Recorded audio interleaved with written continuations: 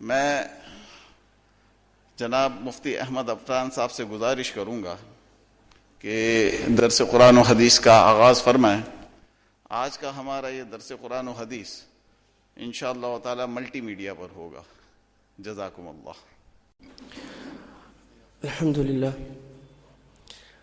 لله نحمده ونستعينه ونستغفره ونؤمن به ونتوكل عليه ونعوذ بالله من شرور أنفسنا ومن سيئات أعمالنا، من يهده الله فلا مضل له ومن يضلله فلا هادي له، ونشهد أن لا إله إلا الله وحده لا شريك له، ونشهد أن سيدنا ومولانا محمدا عبده ورسوله.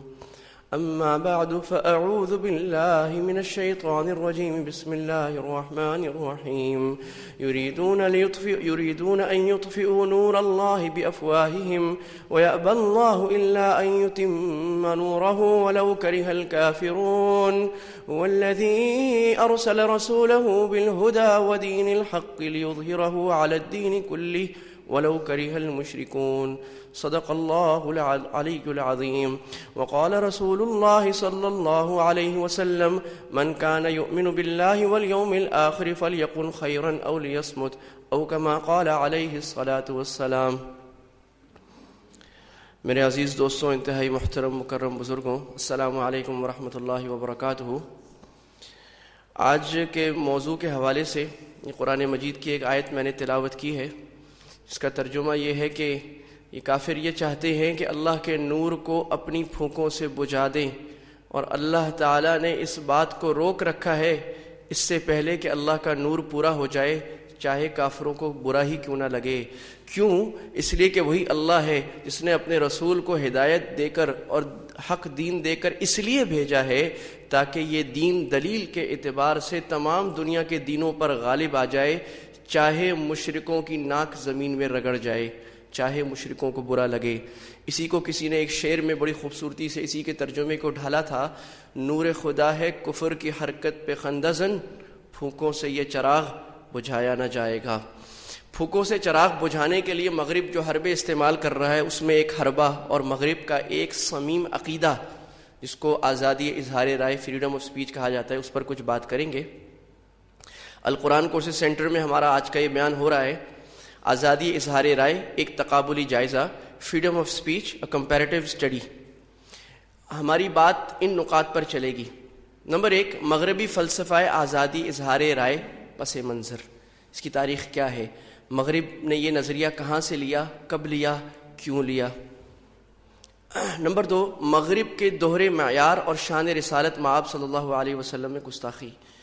کیا مغرب نے جب یہ عقیدہ بنایا، میں عقیدہ اس لیے کہہ رہا ہوں، یہ بات میں آگے عرض کروں گا کہ جس طرح ہر مذہب کے چند عقائد ہوتے ہیں، اسلام کے کچھ عقائد ہیں، ہندوؤں کے کچھ عقائد ہیں، یہودیوں کے عقائد ہیں، اسی طرح سیکولرزم اور ویسٹرن ڈیموکریسی یہ بھی دنیا کا ایک مذہب ہے۔ سیکولرزم کا مطلب محض لادینیت نہیں ہے، یہ ایک مذہب ہے، اور اس مذہب کے بھی چند عقائد ہیں۔ جیسے ہم اپنے عقیدے پر لڑتے مرتے ہیں اور اس سے ہٹنا پسند نہیں کرتے، تو مغرب کے بھی چند عقائد ہیں، مغرب اس سے کبھی بھی کمپرومائز نہیں کرتا، ان عقائد سے ہٹنا پسند نہیں کرتا۔ ان عقائد میں سے ایک عقیدہ مغرب کا وہ فریڈم آف سپیچ کا ہے۔ تو اس پر ہم بات کریں گے، کیا مغرب اپنے اس عقیدے میں سچا ہے، جو عقیدہ رکھا ہے اس پر عمل کرتا بھی ہے یا نہیں کرتا۔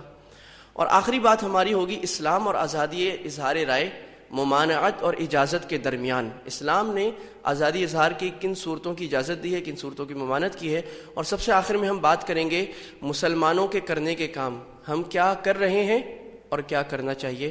اللہ تعالیٰ مجھے اور آپ سب کو اس پر عمل کرنے کی توفیق عطا فرمائے۔ ایک دفعہ محبت سے درود شریف پڑھ لیں۔ اللہم صلی علی محمد وعلی آل محمد کما صلیت علی ابراہیم وعلی آل ابراہیم انک حمید مجید۔ اللہم بارک علی محمد وعلی آل محمد کما بارکت علی ابراہیم وعلی آل ابراہیم انک حمید مجید۔ یہ بات میں عرض کر دوں کہ یہ موضوع چونکہ ایسا ہے جس میں مغرب کا تعلق بڑا مضبوط ہے، اور مغرب کے دلائل، مغرب کا پس منظر، اس کا سارا تعلق انگریزی میں ہے، اور اس کا جواب بھی انگریزی میں ہی دینا چاہیے، لہٰذا اس میں انگریزی جا بجا آئے گی۔ اور ظاہر ہے آپ حضرات بھی الحمدللہ اکثر حضرات پڑھے لکھے مجمع ہیں، اور یہ بات جذباتی انداز میں نہیں چلے گی، تحقیقی انداز میں چلے گی۔ اس کی وجہ یہ ہے کہ اس فورم پر ان قسم کے موضوعات پر بات کرتے ہوئے اگر آدمی جذباتی بات کرے تو اس کا مقصد اپنے لوگوں کو خوش کرنا ہوتا ہے، لیکن اگر آپ تحقیق سے کوئی بات ثابت کرنا چاہتے ہیں تو وہ جذبات کے زور کی بجائے دلائل کا زور ہونا چاہیے۔ تو میں امید رکھوں گا آپ میرے ساتھ رہیں گے اور ان باتوں کو سمجھنے کی کوشش کریں گے۔ جہاں انگریزی آئے گی میں ترجمہ کرتا چلا جاؤں گا۔ مغرب کا نظریہ پس منظر و تاریخ۔ دیکھیے یورپ 1400 صدی تک، اب ہجری 14 صدی عیسوی تک اپنے تاریک دور ڈارک ایجز سے گزرا ہے، جس میں ظالم و جابر بادشاہوں نے ظلم کے خلاف اٹھنے والی ہر آواز کو قہر سے دبایا۔ شعراء، ادباء، محققین، سائنسدان سب ہی اس ظلم کا شکار ہوئے۔ اس کی ایک مثال جو بڑی مشہور ہے کہ گلیلیو نے دنیا کے گول ہونے کی تحقیق پیش کی تو اسے سولی دے دی گئی۔ مغرب اپنے بڑے ہی جاہلیت کے دور سے گزرا، ابھی بھی جاہلیت ہے لیکن وہ مغرب کی جاہلیت اولیٰ تھی، اور اب جو چل رہی ہے یہ مغرب کی جاہلیت ثانیہ ہے۔ اس میں کیا تھا؟ عورتوں پر ظلم تھا، طاقتور کمزوروں پہ ظلم کرتا تھا، راہب، پوپ، پادری عوام پر ظلم کرتے تھے۔ کیونکہ انجیل میں، عیسائیت میں کوئی پورا دین کا سسٹم نہیں ہے، تو وہ یہ کرتے تھے کہ جو دل میں آیا اس کو مذہب بنایا اور لوگوں پر ظلم کیا۔ لوگوں سے پیسہ بٹورنے کے لیے پوپ پادریوں نے نئے نئے دین بنانا شروع کر دیا، جس کو اللہ تعالیٰ قرآن مجید میں بھی کہتے ہیں کہ اپنے ہاتھ سے قرآن کو اور اللہ کے کلام کو لکھتے ہیں عیسائی، پوپ پادری، یہ انہوں نے یہ کام شروع کیا۔ تو جب ظلم حد سے بڑھا اور صدیوں پر ظلم محیط ہو گیا اور شہروں کے شہروں کو قتل کر دیا گیا، جو عورت اچھی لگی بادشاہ یا بادشاہ کے حواری یا پوپ پادری اس کو اٹھا کر اپنے پاس لے گئے، اور ٹیکس وصول کرتے کرتے عوام کی چیخیں نکل گئیں، تو پھر عوام کا یہ لاوا پھٹا۔ اور یہ دنیا کا فطری قانون ہے کہ ظلم جب حد سے گزرتا ہے تو پھر تھم جاتا ہے۔ تو یہ پھٹا، اور اس کے نتیجے میں آپ نے دیکھا دنیا میں فرانس کا انقلاب آیا، فرینچ ریولوشن آئی، سب سے پہلے برطانیہ سے یہ کام چلا، میگنا کارٹا بنا، اور اس کے بعد امریکہ میں بھی یہی ریولوشن آئی، سول رائٹس کی تحریک چلی، اور مغربی جمہوریت ہمارے سامنے آئی۔ چنانچہ اس ظلم و بربریت کے رد میں موجودہ جمہوریت اور سیکولرزم کی بنیاد رکھی گئی۔ بادشاہوں کے اس عمل کے رد عمل میں زبان سے تمام تالے اٹھانے کے قوانین پاس کیے گئے۔ انہوں نے کیا کیا کہ چونکہ ان پر سب سے زیادہ ظلم کس نے کیا تھا؟ مذہب نے کیا تھا، یا مذہب کے نام پر کیا گیا تھا پوپ پادریوں نے، اور مذہب کو خراب کر کے اپنا پیٹ پالنے کے لیے، اپنے فرقے، اپنی جماعت کو اوپر اونچا کرنے کے لیے نئے قوانین بنائے، نئے مسلک بنائے، نئے طریقے بنائے، اور عوام پر ظلم کیا، لڑائے عوام کو، بڑی بڑی جنگیں عیسائیوں کے فرقوں کے درمیان ہوئیں تو عوام تنگ آ گئے۔ چونکہ سارا ظلم مذہب کے نام پہ ہوا تھا، تو جب ریئیکشن ہوا تو پہلا ریئیکشن یہ ہوا، انہوں نے مذہب کو اٹھا کر پھینک دیا۔ اور یہ مغرب کے جو جمہوریت کے 3 بانی ہیں، ایک ان میں مونٹیسکو ہے۔ مونٹیسکو نے یہ بات رکھی تھی کہ مذہب کا اسٹیٹ سے کوئی تعلق نہیں ہونا چاہیے، اور مذہب کو بالجبر بالزور لوگوں پر نہیں آنا چاہیے، اور مذہب ہر آدمی کا ذاتی پرائیویٹ معاملہ ہونا چاہیے۔ اور یہ ساری خرابی جو ہمارے ملکوں میں آئی ہے، اور ہم یورپ جو جہالت کے اندھیروں میں ہے، اس کی وجہ مذہب ہے۔ جب ہم مذہب کو نکالیں گے تو ہم کامیاب ہو جائیں گے اور کامران ہو جائیں گے۔ چنانچہ مذہب کو انہوں نے بہت بری طریقے سے اٹھا کے پھینکا، اور پوپ پادریوں کو اٹھا کر اپنے کلیساؤں میں بند کیا، تالے لگا، اور کہا خبردار جو یہاں سے باہر نکلے، اور خبردار جو ایک بات بھی ہمارے معاشرے کے بارے میں کہی، اور خبردار جو ہماری سیاست کے بارے میں کوئی لفظ کہا، اور خبردار جو ہماری پارلیمنٹ کے بارے میں، ہم جو چاہیں کریں، تم بس اپنی کتاب کھولو، اتوار کو سنڈے سروس کیا کرو، چندہ لیا کرو بیلچے میں پیسے ڈال کر، وہ بیلچہ ہوتا ہے لمبا کھینچتے ہیں لوگ، چندہ ڈالتے ہیں اس میں، اور لوگوں کے گناہوں کو سنا کرو اور سب کو بول دیا کرو سارے گناہ معاف ہو گئے، اب بس یہ کام تم کیا کرو، تمہیں ہم نے ایک ویٹیکن بنا کے دے دیا، ایک ملک، اس میں عیش کرو اور ریشم کے کپڑے پہنو، ہیرے جواہرات کا اپنا کلیسا بناؤ اور اس میں تم خوش رہو۔ تو مذہب کو اٹھا کر کلیسا میں بند کر کے تالے لگا دیے، مذہب کی زبان پر بھی تالے۔ تو جو مذہبی تشخصات اور اخلاقیات تھے جو انسان کی رہنمائی مذہب کرتا ہے، اللہ تعالیٰ مذہب کے ذریعے فرماتے ہیں، اور وہی جو انسانوں کی تعلیم کے لیے اور انسانوں کے امن کے لیے اللہ نے دنیا میں نافذ کی ہے، اور وہ جو اللہ نے انسانیت کو ایک کوڈ دیا ہے تہذیب کا، تمدن کا، اخلاق کا، اس کو اٹھا کر پاؤں تلے رکھ کر مسل دیا اور ختم کر کے رکھ دیا۔ اب جب ختم کر کے رکھ دیا، اب عقیدہ اور رہنمائی کیا ہے؟ اب عقیدہ اور رہنمائی اپنا دین ہے، اپنا من، اپنا مسلک۔ اسی کو اللہ تعالیٰ نے فرمایا أَفَرَأَيْتَ مَنِ اتَّخَذَ إِلَٰهَهُ هَوَىٰ، آپ نے اس شخص کو دیکھا کہ جس نے اپنی خواہش کو اپنا خدا بنایا ہے۔ اس کا زبردست مظہر آج سیکولرزم اور مغربی جمہوریت ہے کہ ان کا خدا کیا ہے؟ ان کی خواہش ہے۔ اور اسی وجہ سے ہر 10-20 سال بعد نیا قانون پاس ہوتا ہے اور تالیوں کی گونج میں یہ قانون پاس ہوتا ہے کہ مرد مرد سے شادی کر سکتا ہے، عورت عورت سے شادی کر سکتی ہے. اور عنقریب آپ دیکھیں گے یہ قانون پاس ہو جائے گا کہ آدمی اپنی بہن سے، اپنی ماں سے، اپنی بیٹی سے شادی کر سکتا ہے، اور اس کی بات شروع ہو چکی ہے. اور پھر عنقریب آپ دیکھیں گے کہ انسان جانوروں سے شادی کرے گا اور تالیوں کی گونج میں یہ قانون پاس ہوگا. یہ نتیجہ نکلتا ہے جب آدمی وحی کی تعلیمات کو اٹھا کر کچرے میں پھینکتا ہے. لہٰذا زبان سے تمام تالے توڑ دیے گئے. اس میں ایک عقیدہ انہوں نے نکالا، چونکہ مذہب یہ کہتا تھا کہ یہ بات کفر ہے، یہ بات فسق ہے، یہ بات حرام ہے، یہ بات حلال ہے، ہم نے اٹھا کر بات، ہماری جو دل میں آئے گا ہم بکیں گے، بات کریں گے.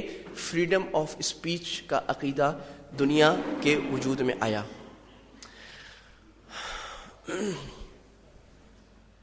اس پہ ڈکلیریشنز بنی. چنانچہ فرانس کا انقلاب جو ایک بڑا خونی انقلاب تھا، جو فرانس کے بادشاہ کو ختم کر کے اور ہزاروں لوگوں کو قتل کر کے، بادشاہ کے پورے خاندان کو قتل کر کے آیا، اس ڈکلیریشن آف رائٹس آف مین اس کو کہا جاتا ہے. اس کے آرٹیکل نمبر 11 میں یہ بات لکھی ہے، the free communication of ideas and opinions is one of the most precious rights of the man. آزادی اظہار رائے، آزادی تکلم انسان کا سب سے قیمتی حق ہے. ایوری سٹیزن میں accordingly speak, right and print freedom but shall be responsible for such abuses of this freedom as shall be defined by law. ہر آدمی جو بات کہے بول سکتا ہے، لکھ سکتا ہے، تقریر کر سکتا ہے. ہاں اپنی تقریر کا جو قانونی رد عمل ہوگا اس کو تیار رہنا چاہیے، لیکن ہر آدمی پر کوئی زبان پر کوئی قدغن نہیں ہے. یہ فرانس کے اس میں دستور میں یہ بات لکھ دی گئی ہے. امریکہ کے دستور میں بھی اسی طرح کی بات ہے. اقوام متحدہ اب جس کا دستور پوری دنیا کے مہذب دنیا میں چلایا جا رہا ہے بزور بازو، اس کے آرٹیکل نمبر 19 میں یہ بات ہے جو 1948 میں قرارداد پاس ہوئی تھی. اس میں بھی یہ بات ہے، everyone has the right to freedom of opinion and expression. This right includes freedom to hold opinions without interference. یعنی ہر آدمی جو چاہے نظریہ رکھ سکتا ہے بغیر کسی کی مداخلت کے. میں جو الٹا سیدھا نظریہ رکھوں کسی کو مداخلت کا حق نہیں ہے. Seek, refuse and impart information and ideas through any media and regardless of frontiers. اور پھر اپنے ان بے سر و پا خیالات کو، جو الٹے سیدھے خیالات آدمی رکھے، پوری دنیا میں ہر ذریعے کو استعمال کرتے ہوئے پھیلا سکتا ہے. پوری دنیا کے بارڈرز سے قطع نظر وہ بات پھیلا سکتا ہے. یہ ہے عقیدہ فریڈم آف اسپیچ کا. آگے جا کے ہم دیکھیں گے کہ مغرب جو یہ کھلا دعویٰ کر رہا ہے، اتنا مطلق دعویٰ، کیا وہ اس پر قائم رہتا ہے یا نہیں رہتا؟ اچھا، اب اس کے ظاہر ہے فریڈم آف اسپیچ چلتا رہا اور یہ ایک بہت لمبی کشاکش ہے. کلیسا نے بھی لڑائی کی اور مہذب مغرب میں بھی جو مہذب لوگ ہیں انہوں نے بھی اس کے خلاف لڑائی کی. جب گالیوں کا ایک طوفان نکلا میڈیا میں، اور جب دشنام تراسی کا ایک طوفان میڈیا نے بپا کیا، اور جب جس کو برا بھلا کہنا اور انبیاء کی توہین کرنا. اور مجھے یاد ہے کہ میں چھوٹا تھا اس وقت، میرا خیال میں 1990 میں 1991 میں ٹائم میگزین اور نیوز ویک میگزین آتے تھے، تو اس میں کھلے عام حضرت نوح علیہ السلام کے خلاف کارٹون بنائے جاتے تھے. حضرت آدم علیہ السلام، حضرت حوا کا برہنہ کارٹون بنایا ہوا ہے کہ وہ سیب کھا رہے ہیں اور ان کے کپڑے اتر گئے. حضرت نوح کا کارٹون بنایا ہوا ہے کہ وہ جانوروں کی علائشیں کشتی میں صاف کر رہے ہیں، مذاق بنایا ہوا ہے. حضرت یونس کا کارٹون بنایا ہوا ہے کہ مچھلی کے اندر بیٹھے ہیں. اس طرح کے یہ ان کی عادت بن گئی، انبیاء کی توہین کرنا. لیکن یہ جسارت نہیں ہوئی تھی کہ رسالت مآب صلی اللہ علیہ وسلم کی شان اقدس میں توہین کی جائے، کیونکہ بڑا زبردست رد عمل کا خطرہ تھا. اور مسلمانوں نے اس شان کو اتنا اوپر اٹھا کے رکھا تھا کہ کسی کی جسارت اب تک نہیں ہوئی تھی. یہ انبیاء پر توہین کرنا پرانی عادت ہے ان کی. جو میڈ میگزین وغیرہ نکلا کرتے تھے، مغرب کی جو مزاحیہ میگزین، اس کے اندر یہ بات عام چلا کرتی تھی، انبیاء کی گستاخی، ان پہ کارٹون بنانا، یہ ان کے یہاں کوئی اچنبھی بات نہیں تھی. اور اس پر چونکہ عیسائیت کے نظریے کو مار دیا تھا تو عیسائیت کی طرف سے بھی کوئی آواز نہیں اٹھتی تھی. ستمبر 2005 جیلینڈ پوسٹ نامی ڈینش اخبار نے گستاخانہ خاکے شائع کیے. پھر ان خاکوں کو ہالینڈ اور بعض دیگر یورپی ممالک کے اخبارات نے شائع کیا. یہ پہلی جسارت، کھلے عام جسارت تھی، چھوٹی چھوٹی ہوتی رہیں. اور یہ جو ہیں یہ چھوٹے چھوٹے اخبارات ہیں، جیلینڈ پوسٹ بھی، اور ابھی جو چارلی ہیبیڈو ہے وہ چھوٹے چھوٹے، جیسے ہمارے ہاں یہ عوام نکلتا ہے اور ایوننگ اسپیشل نہیں نکلتے گھٹیا قسم کے اخبارات، اس قسم کے اخبارات ہیں یہ وہاں کے بھی. یعنی وہاں کی بھی کوئی معزز اخبارات نہیں ہیں. لیکن جب نکالا تو ایک سوسائٹی ہے جو مغرب کے حقوق اور اسلام کے خلاف بغض کو بھرے بیٹھی ہے، تو اس نے پھر اس کو ہائی لائٹ کیا اور پوری دنیا میں اٹھایا، اور دوسرے اخبارات نے بھی چھاپنا شروع کیا. بعض اخبارات نے صرف نقل کے لیے چھاپا کہ بھی فلاں نے یہ چھاپا ہے، اس کے حق میں دلائل دیے، مخالف دلائل دیے. تو اب چونکہ گلوبلائزیشن ہو چکی ہے اور دنیا ایک گاؤں بن چکی ہے، اب آپ کسی چیز کو روک نہیں سکتے. اب پورے انٹرنیٹ پر یہ مواد پھیلا ہوا ہے. ویکیپیڈیا میں آپ جائیں گے، جب وہ تحقیق لکھے گا اس کے اوپر مخالفت میں یا حمایت میں، تو وہ ایک ساتھ میں یہ خاکے بھی لگائے گا کہ بھئی یہ خاکے چھپے تھے اور اس کے اوپر یہ رد عمل آیا. اب یہ بات کرنا کہ فلاں انٹرنیٹ پہ پابندی لگا دو، گوگل پہ پابندی لگا دو، یوٹیوب پہ پابندی لگا دو، یہ بے وقوفانہ بات رہ گئی ہے. یہ ایسے ہی ہے جیسے کہ بعض فوجی مراکز کے باہر لکھا ہوتا ہے تصویر لینا منع ہے. یہ ایسی مذاقہ خیز بات ہے. بھئی تصویر لینا منع ہے، پوری دنیا کی تصویر انٹرنیٹ سے آ رہی ہے، گوگل سے آ رہی ہے، سیٹلائٹ سے آ رہی ہے، آپ تصویر لینا منع. یہ بابا آدم کے زمانے کی باتیں ہیں، اب آپ روک نہیں سکتے. رد عمل کیا ہوا؟ پورے عالم اسلام میں غم و غصے کا اظہار ہوا. ڈنمارک کی مصنوعات کا بائیکاٹ ہوا، جس سے ڈنمارک کی معیشت کو بٹا لگا، اور سب سے بڑھ کر دنیا میں اسلام میں داخل ہونے والوں کی تعداد میں اضافہ ہونے لگا. بھٹکے ہوئے راہی دین کی طرف دوبارہ لوٹ کر آنے لگے. وہ نوجوان جو اسلام کی طرف نہیں آتے تھے، جو مسجد نہیں آتے تھے، وہ نوجوان 18 19 سال 20 25 سال کی عمر کے نوجوان کثرت سے یورپی ممالک کے اندر اور عالم اسلام میں بھی مساجد میں نظر آنے لگے. یہاں تک کہ مساجد میں نوجوانوں کی کثرت اس وقت سے ہونے لگ گئی ہے. داڑھی والے پڑھے لکھے ایجوکیٹڈ نوجوان مسجدوں میں آ رہے ہیں، تبلیغ کی محنت میں نکل رہے ہیں، ماشاءاللہ دین میں نکل رہے ہیں. کوئی کہاں نکل رہا ہے، کسی نہ کسی دینی کام میں لگے ہوئے ہیں. یہ اس کا ایک ریئیکشن تھا کہ اسلام کی فطرت میں قدرت نے لچک رکھی ہے، اتنا ہی ابھرے گا جتنا کہ دباؤ گے. اس کی مثال ایسی ہے کہ اللہ تعالیٰ نے دنیا میں اسلام کی مخالفت کو رکھا ہے اور پرزور رکھا ہے. اور یہ میں نے پہلے یہیں پر ایک بات کی تھی کہ رسول اللہ کی مخالفت کس انداز میں، اس میں نے یہ بات عرض کی تھی. تو سوال یہ ہوتا ہے کہ اسلام کی مخالفت کو اللہ نے کیوں رکھا؟ صحابہ کو کیوں قتل کیا گیا، کیوں گالیاں دی گئیں، کیوں برا بھلا کہا گیا، کیوں رسول اللہ کا مذاق اڑایا گیا، کیوں رسول اللہ کو ساحر مجنون کہا گیا؟ اس میں کیا حکمت ہے؟ اللہ تعالیٰ نے یعنی تکوینی طور پر اسلام کی گستاخی، رسول اللہ کی گستاخی دنیا میں ہوتی ہے اور ہوتی رہی ہے. کیوں؟ اس کی حکمت کی وجہ یہ ہے کہ مخالفت انسان کو اپنے عقیدے پر اور مضبوط کرتی ہے. یہ میری گھڑی ہے نا، یہ پڑی ہوئی ہے، میں جرمنی میں بیٹھا ہوں، چوری نہیں ہوتی وہاں، تو میں گھڑی کو ایسے رکھ کے چھوڑ کے چلا جاؤں گا. اور میں افغانستان یا پاکستان میں بیٹھا ہوں، مجھے پتہ ہے یہاں چوری ہو جائے گی، تو میں اس گھڑی کو اٹھا کر یوں رکھ لوں گا، میری ہے بھائی، کوئی نہ لے جائے. تو جب مسلمان کو یہ پتہ لگتا ہے اچھا میرے مذہب کو چرانے والے کوئی آ گئے ہیں، میرے مذہب کو مجھے میرے مذہب سے ہٹانے والے لوگ آ گئے، تو مسلمان اپنے مذہب پر اور پختہ ہو جاتا ہے. تو اللہ تعالیٰ کی طرف سے جو آزمائشیں اور مخالفت آ رہی ہے، اس کو زحمت نہ سمجھیے، یہ رحمت ہے ہمارے لیے. اچھا ہے وہ بکواس کرتے ہیں تاکہ ہم لوگ اپنے دین پر مضبوط ہو جاتے ہیں. اور یہ کوئی فگر نہیں ملا کہ دنیا میں کوئی 1% مسلمان بھی ان حرکتوں کی وجہ سے اپنے دین کو چھوڑ گئے ہوں یا دین پر کمزور ہو گئے ہوں، بلکہ مضبوط ہی ہوئے ہیں. تو اچھا ہی رہا ہمارے لیے. اس قسم کے خواتین نے بھی مظاہرے نکالے، مسلمانوں میں بھی، عالم اسلام میں، چچینیا میں، لیبیا میں، لبنان میں، دنیا کے ہر ملک میں مظاہرہ ہوا اور مختلف قسم کی قراردادیں پیش کی گئیں، اور ہر بینر پر رسول اللہ صلی اللہ علیہ وسلم کا نام مبارک اور درود شریف پڑھتے ہوئے مظاہرے ہوئے. حالیہ گستاخی کو دیکھ لیں. جیزس چارلی، میں چارلی ہوں، اس کا کیا پس منظر ہے؟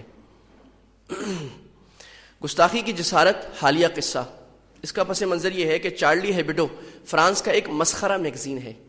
مسخرہ میگزین میں نے اس لیے کہا جیسے ہمارے یہ نہیں ہوتے ایوننگ اسپیشل عوام اور اس قسم کے جو فضول نکلتے ہیں جس کو کوئی پڑھتا نہیں ہے، گھٹیا قسم کا. اس قسم کا ایک گھٹیا ہفتہ وار میگزین ہے. جیسے برطانیہ میں ایک نکلتا ہے سن، امریکہ میں بھی اسی قسم کے اس نام کے نکلتے ہیں گلوب. وہ مسخرے گھٹیا میگزین ہوتے ہیں، لوگ اس کو تفریح کے لیے پڑھتے ہیں، اس میں کوئی سنجیدہ بات ہوتی نہیں ہے. 1970 میں اسی اخبار پر، اسی میگزین پر فرانسیسی صدر کے خلاف مواد شائع کرنے پر پابندی لگی. اس وقت اس کا نام کچھ اور تھا، یعنی یہی جرم، اس کی مینٹیلٹی یہی ہے اس میگزین کی. پھر 1992 میں دوبارہ طباعت کا آغاز ہوا. 2006 میں اس نے گستاخانہ خاکے شائع کیے جس کے نتیجے میں اس کے دفتر پر حملہ ہوا. 2012 میں پھر انتہائی غلیظ اور گھٹیا قسم کے کارٹون شائع کیے. جنوری 2015 میں 2 مسلح نوجوانوں نے اس کے 12 صحافیوں کو گولی مار کر قتل کر دیا. یہ قضیہ ہو گیا چارلی ہیبڈو کا. اس کے نتیجے میں وہ مغرب کا طبقہ جو اسلام کے خلاف بغض لیے بیٹھا ہے اور آزادی اظہار رائے کو ایک شیلڈ بنا رہا ہے، ایک ڈھال بنا رہا ہے، اس نے یہ کہنا شروع کیا کہ بڑا ظلم ہوا، ہائے ہائے 12 صحافیوں کو مار دیا. تو ہم اظہار یکجہتی کرتے ہیں چارلی ہیبڈو کے ساتھ. اس میگزین کا نام ہے چارلی ہیبڈو. اس کے ساتھ ہم اظہار یکجہتی کرتے ہیں. اور آپ نے دیکھا کہ پوری دنیا میں مغرب میں اسلام سے بغض رکھنے والے لوگوں نے نعرہ لگایا, اپنی وال پر لگایا, بینر اٹھائے, آئی ایم چارلی, میں چارلی ہوں, یعنی میں چارلی کی حمایت کر رہا ہوں. بات یہ ہے کہ اگر قتل کرنا غلط کام تھا تو قتل کی مذمت کرنی چاہیے تھی. چارلی ہیبڈو کے نظریے کی موافقت کا کیا مطلب ہے؟ اس کا مطلب ہے وہ یہ کہہ رہے ہیں کہ اسلام کے خلاف, رسول اللہ صلی اللہ علیہ وسلم کی شان اقدس میں کے خلاف خاکے بنانا, کارٹون بنانا, اس کی ہم سپورٹ کر رہے ہیں. تو گویا کہ کفر اور اسلام کے حمایتی اور اسلام کے مخالف دنیا میں صاف طور پر الگ نظر آنے لگے, اور یہ بھی اچھی بات ہے.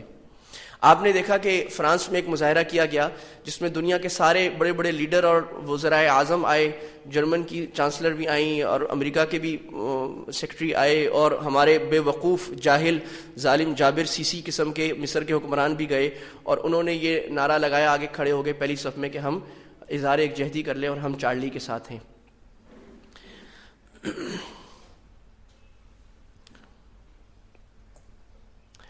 اس کے نتیجے میں نہ صرف عالم اسلام بلکہ مغرب کے بھی جو بڑی تعداد میں انصاف پسند لوگ ہیں, انہوں نے یہ کہنا شروع کیا, آئی ایم ناٹ چارلی, کہ میں چارلی نہیں ہوں, میں اس کی حمایت نہیں کرتا. اور اس میں اب حالیہ جو بیان آیا ہے وہ بڑا حیرت انگیز بیان آیا ہے, صدر اوباما کا بیان آیا ہے. اور صدر اوباما نے یہ بیان دیا ہے کہ فرانس کو حق نہیں ہے کہ وہ مسلمانوں کے جذبات کو مجروح کرے, اور آزادی اظہار رائے کا مطلب یہ نہیں ہے کہ اظہار نفرت کیا جائے, اور مسلمان صرف دنیا میں دہشت گردی ہوتے, دہشت گردی اسلام کے ساتھ خاص نہیں ہے. یہ مسلمان تنظیمیں جو امریکہ میں کام کر رہی ہیں ان کی محنت کا نتیجہ ہے.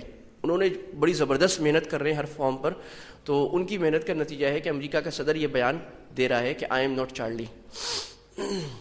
اس کے نتیجے میں جب آئی ایم چارلی کہنا شروع کیا تو رد عمل میں مسلمانوں نے یہ کہنا شروع کیا, جیزس مسلم, میں مسلمان ہوں, آئی ایم ناٹ چارلی, اور میں سیریا ہوں, میں عراق ہوں, میں غزہ ہوں, میں ان کے حقوق کی بات کرتا ہوں. تم 12 آدمیوں کے قتل کی بات کر رہے ہو, تو فلسطین میں تو اب تک 10 لاکھ آدمی قتل ہو چکا ہے, 70,000 فلسطینی جیل میں ہے, 10,000 بچہ جیل میں ہے, بے گناہ جیل میں بیٹھے ہیں. فلسطینیوں کے 1,70,000 گھروں کو تباہ کر دیا گیا ہے, اور مزید تباہ کیا جا رہا ہے. ہر مہینے 1700 گھر ویسٹ بینک میں تباہ کیے جا رہے ہیں, میں ان کے ساتھ ہوں. اور سیریا میں اب تک 6 لاکھ لوگ قتل کر دیے گئے ہیں, 2 لاکھ آدمی قتل کر دیے گئے ہیں, 7 لاکھ سے 10 لاکھ آدمی بے گھر ہو چکے ہیں, میں ان کے ساتھ ہوں.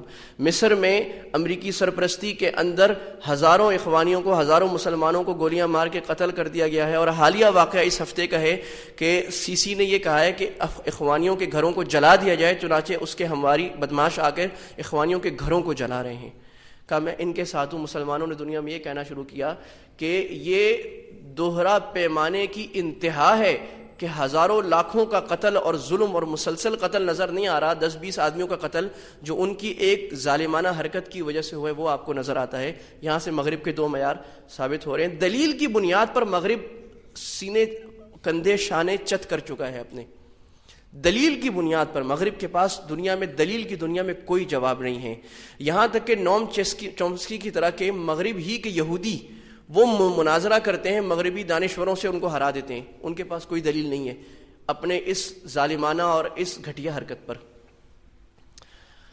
اور سب سے بہترین مظاہرہ جو ہوا تھا, وہ جو سب سے زیادہ اچھا لگا, اور وہ تھا گروزنی کا, چچنیا کا, کہ لاکھوں مسلمان جمع ہوئے اور انہوں نے رسول اللہ صلی اللہ علیہ وسلم کے اوپر درود بھیجا اور درود کی مجلس کی, اور یہ نماز پڑھی اور درود کی مجلس اور تکبیر اور اللہ اکبر کہا. بس یہ ان کا مظاہرہ تھا, جو ایک مثبت مظاہرہ مغرب کی اس گھٹیا حرکت کے میں دکھایا گیا.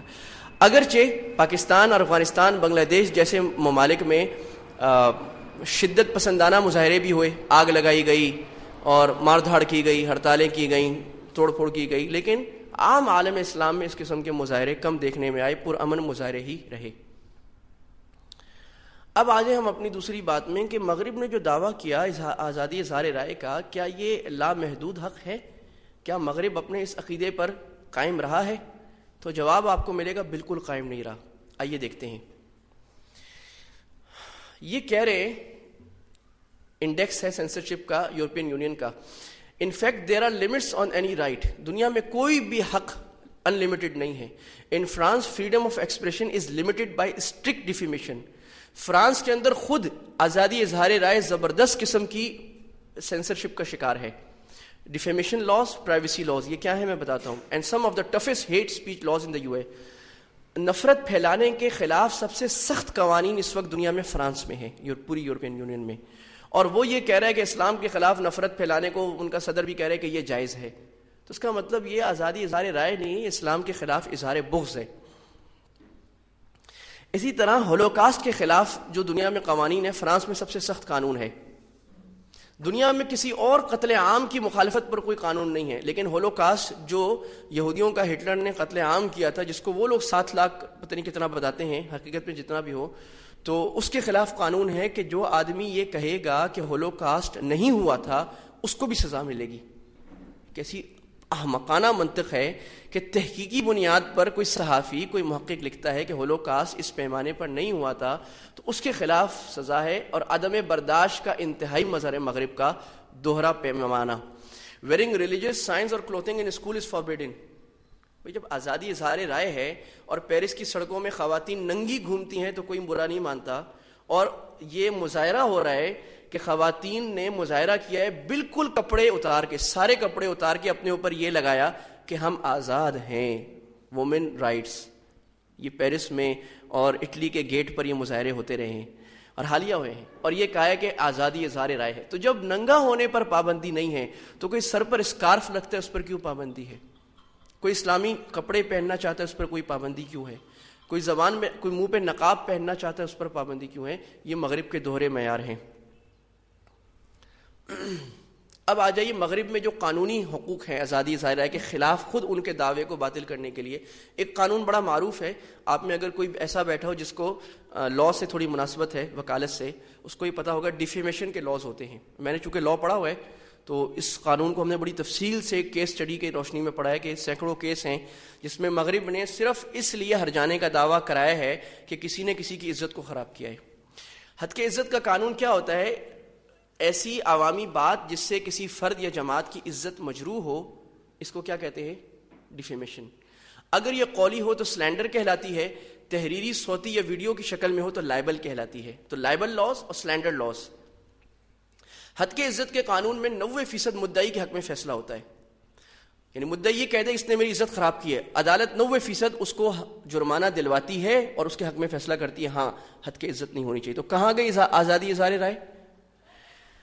اور 2 لاکھ پاؤنڈ یعنی 3 کروڑ روپے تک ہرجانہ دیا جاتا ہے.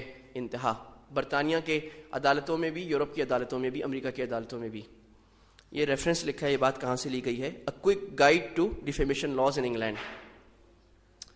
یہ گروزنی کے مظاہرے کا منظر ہے جو سب سے بہترین مظاہرہ ہوا تھا اس وقت. جی اس پر 2 کیس میں آپ کو سناتا ہوں. ویسے تو سینکڑوں کیس ہیں، 2 کیس آپ سنیں. ایک کیس تھا Reynold versus Time newspaper. یہ لیڈنگ کیس تھا 1995 کا. اس میں رینالڈ ایک آدمی تھا، اس نے ٹائم میگزین پر، جو دنیا کا سب سے زیادہ چھپنے والا ذمہ دار ویکلی میگزین تھا، یہ دعویٰ کیا کہ آپ نے میری عزت خراب کی ہے اور آپ نے جو الزام میرا فلاں پر لگایا ہے یہ فلاں الزام غلط ہے. لمبا مقدمہ چلتا رہا. آخر میں عدالت نے فیصلہ یہ کیا، ڈیمیجز فار ڈیفیمیشن، اس کو ہرجانہ دیا گیا. کتنے لاکھ ڈالر کا. Number 2 injection restraining further publication of the same اور سملر ورڈز. یہ رکاوٹ کی گئی. انجیکشن کا معنی ہے اسٹے آرڈر جس کو ہم کہتے ہیں. میگزین کوئی پابند کیا، خبردار جو آئندہ تم نے کسی کی عزت خراب کرنے کے لیے کوئی لفظ چھاپے. تو کہاں گئی آزادی اظہار رائے؟ کہاں گیا فریڈم آف اسپیچ؟ آپ تو کہہ رہے ہو آدمی ننگا ہو کے ناچے، کچھ بات بولے، گالی دے، برا بھلا کہے، کسی کو گالم گلوچ کرے، کسی کو یہ ابھارے کہ آؤ مل کر امیروں کا مال لوٹتے ہیں، سب جائز ہے. تو اس کا مطلب یہ ہے کہ آزادی اظہار رائے کا معنی مغرب کے یہاں بھی کھلا نہیں ہے، مطلق نہیں ہے. دوسرا کیس، یہ حالیہ کیس ہے 2005 کا، Jameel and other versus Wall Street Journal. Jameel and other یہ کمپنی ہے، جمیل و اخوانہ، سعودی عرب کی.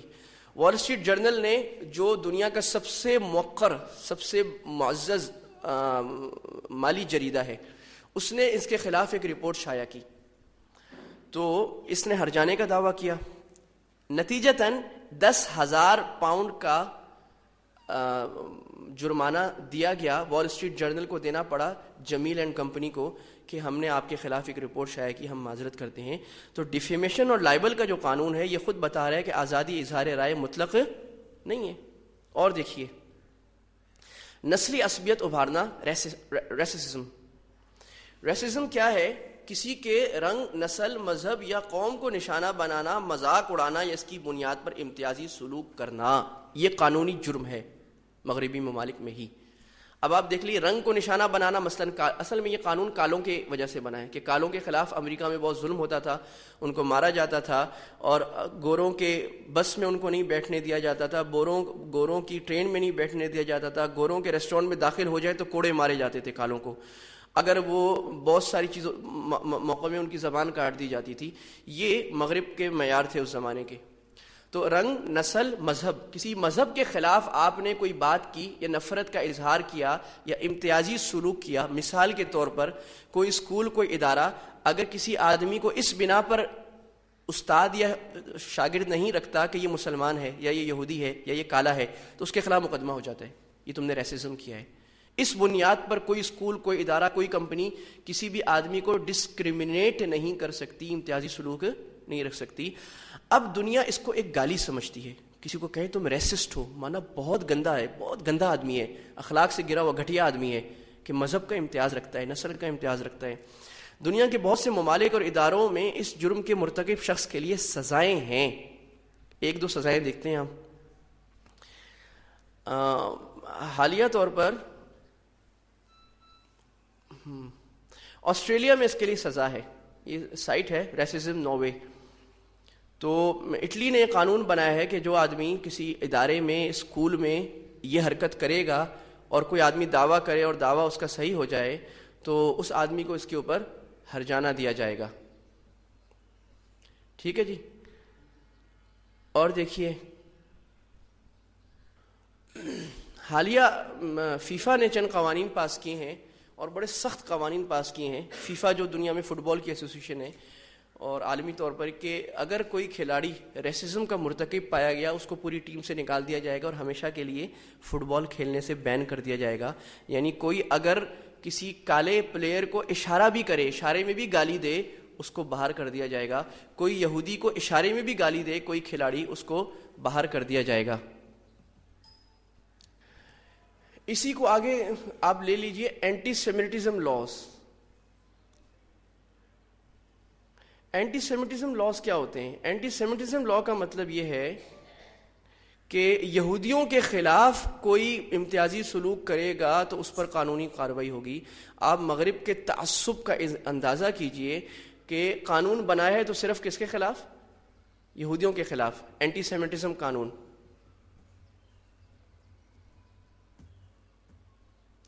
جی، یہودیوں کے ساتھ امتیازی سلوک سیمیٹزم کہتے ہیں اس کو۔ یہود کے خلاف بحیثیت قوم یا مذہب بغض کا اظہار یا امتیازی سلوک کرنا اینٹی سیمیٹزم کہلاتا ہے۔ یہ نسل پرستی کی ایک قسم ہے۔ چنانچہ دنیا میں کن ممالک میں اینٹی سیمیٹزم کے خلاف قوانین ہیں؟ تقریباً تمام ممالک نے اس کے خلاف قانون بنایا ہوا ہے۔ یہ آپ دیکھ سکتے ہیں، ایران، لبنان، ملیشیا، فلسطین، پاکستان، سعودی عربیہ، ترکی، ان کے خلاف مغرب نے قانون بنایا کہ انہوں نے یہ حرکت کی ہے، یہودیوں کے خلاف امتیازی سلوک۔ قانون بنانے والے کون سے ممالک تھے؟ Austria, France, Germany, Greece, Hungary, Italy, Holland, Netherland, Norway, Russia, Spain, Sweden, Ukraine, United Kingdom, North America. ان سب نے بالاتفاق یہ قانون بنایا کہ یہودیوں کے خلاف کوئی بھی اگر امتیازی سلوک رکھے گا تو اس کے خلاف قانونی کارروائی کی جائے گی۔ یہ ہے آزادی اظہار رائے اور دنیا میں مذہب کو نکالنے والے لوگوں کا تعصب۔ اس سے بھی بدتر قانون اور مغرب کے مکروہ چہرے کا مظہر ہولوکاسٹ کے خلاف قوانین ہیں جو پورے یورپ میں موجود ہے اور ان پر سزائیں بھی دی جا چکی ہیں۔ جو میں نے عرض کیا تھا کہ کوئی آدمی علمی بنیاد پر صرف یہ بات کہے کہ ہولوکاسٹ نہیں ہوا تھا، اس کو بھی سزا دی جائے گی۔ یہ بھی بیلجیم اور فرانس، جرمنی، امریکہ، ان تمام ممالک میں قوانین ہیں۔ جو سزائیں دی گئی ہیں اس کی بھی لمبی تفصیل ہے کہ کن کن لوگوں کو صرف اس بات پر سزا دی گئی کہ انہوں نے کہا کہ یہودیوں پر یہ ظلم نہیں ہوا۔ سپٹمبر 1999 میں جین میرین کو سزا دی گئی، ٹھیک ہے جی، اس کو 1,83,000 یورو کا فائن لگایا گیا، کروڑوں روپے بنتے ہیں۔ 1998 میں پھر راجر گریڈیو کو سزا دی گئی فرانس میں، اس کو امپریزمنٹ، جیل میں ڈال دیا گیا صرف اس بات پر کہ تم نے تحقیق لکھی ہے کہ ہولوکاسٹ نہیں ہوا تھا۔ جولائی 21، 1998 میں گیرہارڈ فوسٹر، یہ ایک جرمن آدمی ہے، سوئٹزرلینڈ میں اس پر مقدمہ چلایا گیا، اس کو 12 مہینے قید رکھا گیا. اسی طرح Austria, France, Switzerland, France, Germany, تقریباً 25 کیس ہیں جو صرف اس بات پر بنائے گئے کہ یہودیوں کے اوپر تحقیقی مقالہ بھی کیوں لکھا، زبان پر اتنا خطرناک تالا. ادھر تو یہودیوں پر ایک ظلم، اور جو ایک یہودیوں نے ایک ڈھکوسلا بنایا ہے اس کو بھی کوئی نقاب کشائی کرتا ہے تو اس کے زبان پر پابندی لگاتے ہیں، اس کو قید کرتے ہیں، کروڑوں روپے کا اس پر جرمانہ لگاتے ہیں. اور مسلمانوں کے نبی کے خلاف کوئی ننگے کارٹون بنائے، کوئی غم غصہ نکالے، کوئی بکواس کرے، جس طرح کی غیر انسانی، غیر شریفانہ حرکت کرے، جس کو مغرب بھی غیر شریفانہ کہتا ہے، تو اس کے لیے کوئی قانون نہیں ہے اور وہ بالکل جائز کام ہے. ایک عجیب بڑی دلچسپ مثال ہے. گیٹ ولڈرز کو آپ میں سے چند حضرات جانتے ہوں گے. جانتے ہیں کوئی گیٹ ولڈرز کون ہے؟ گیٹ ولڈرز کون ہے؟ کوئی جانتا ہے؟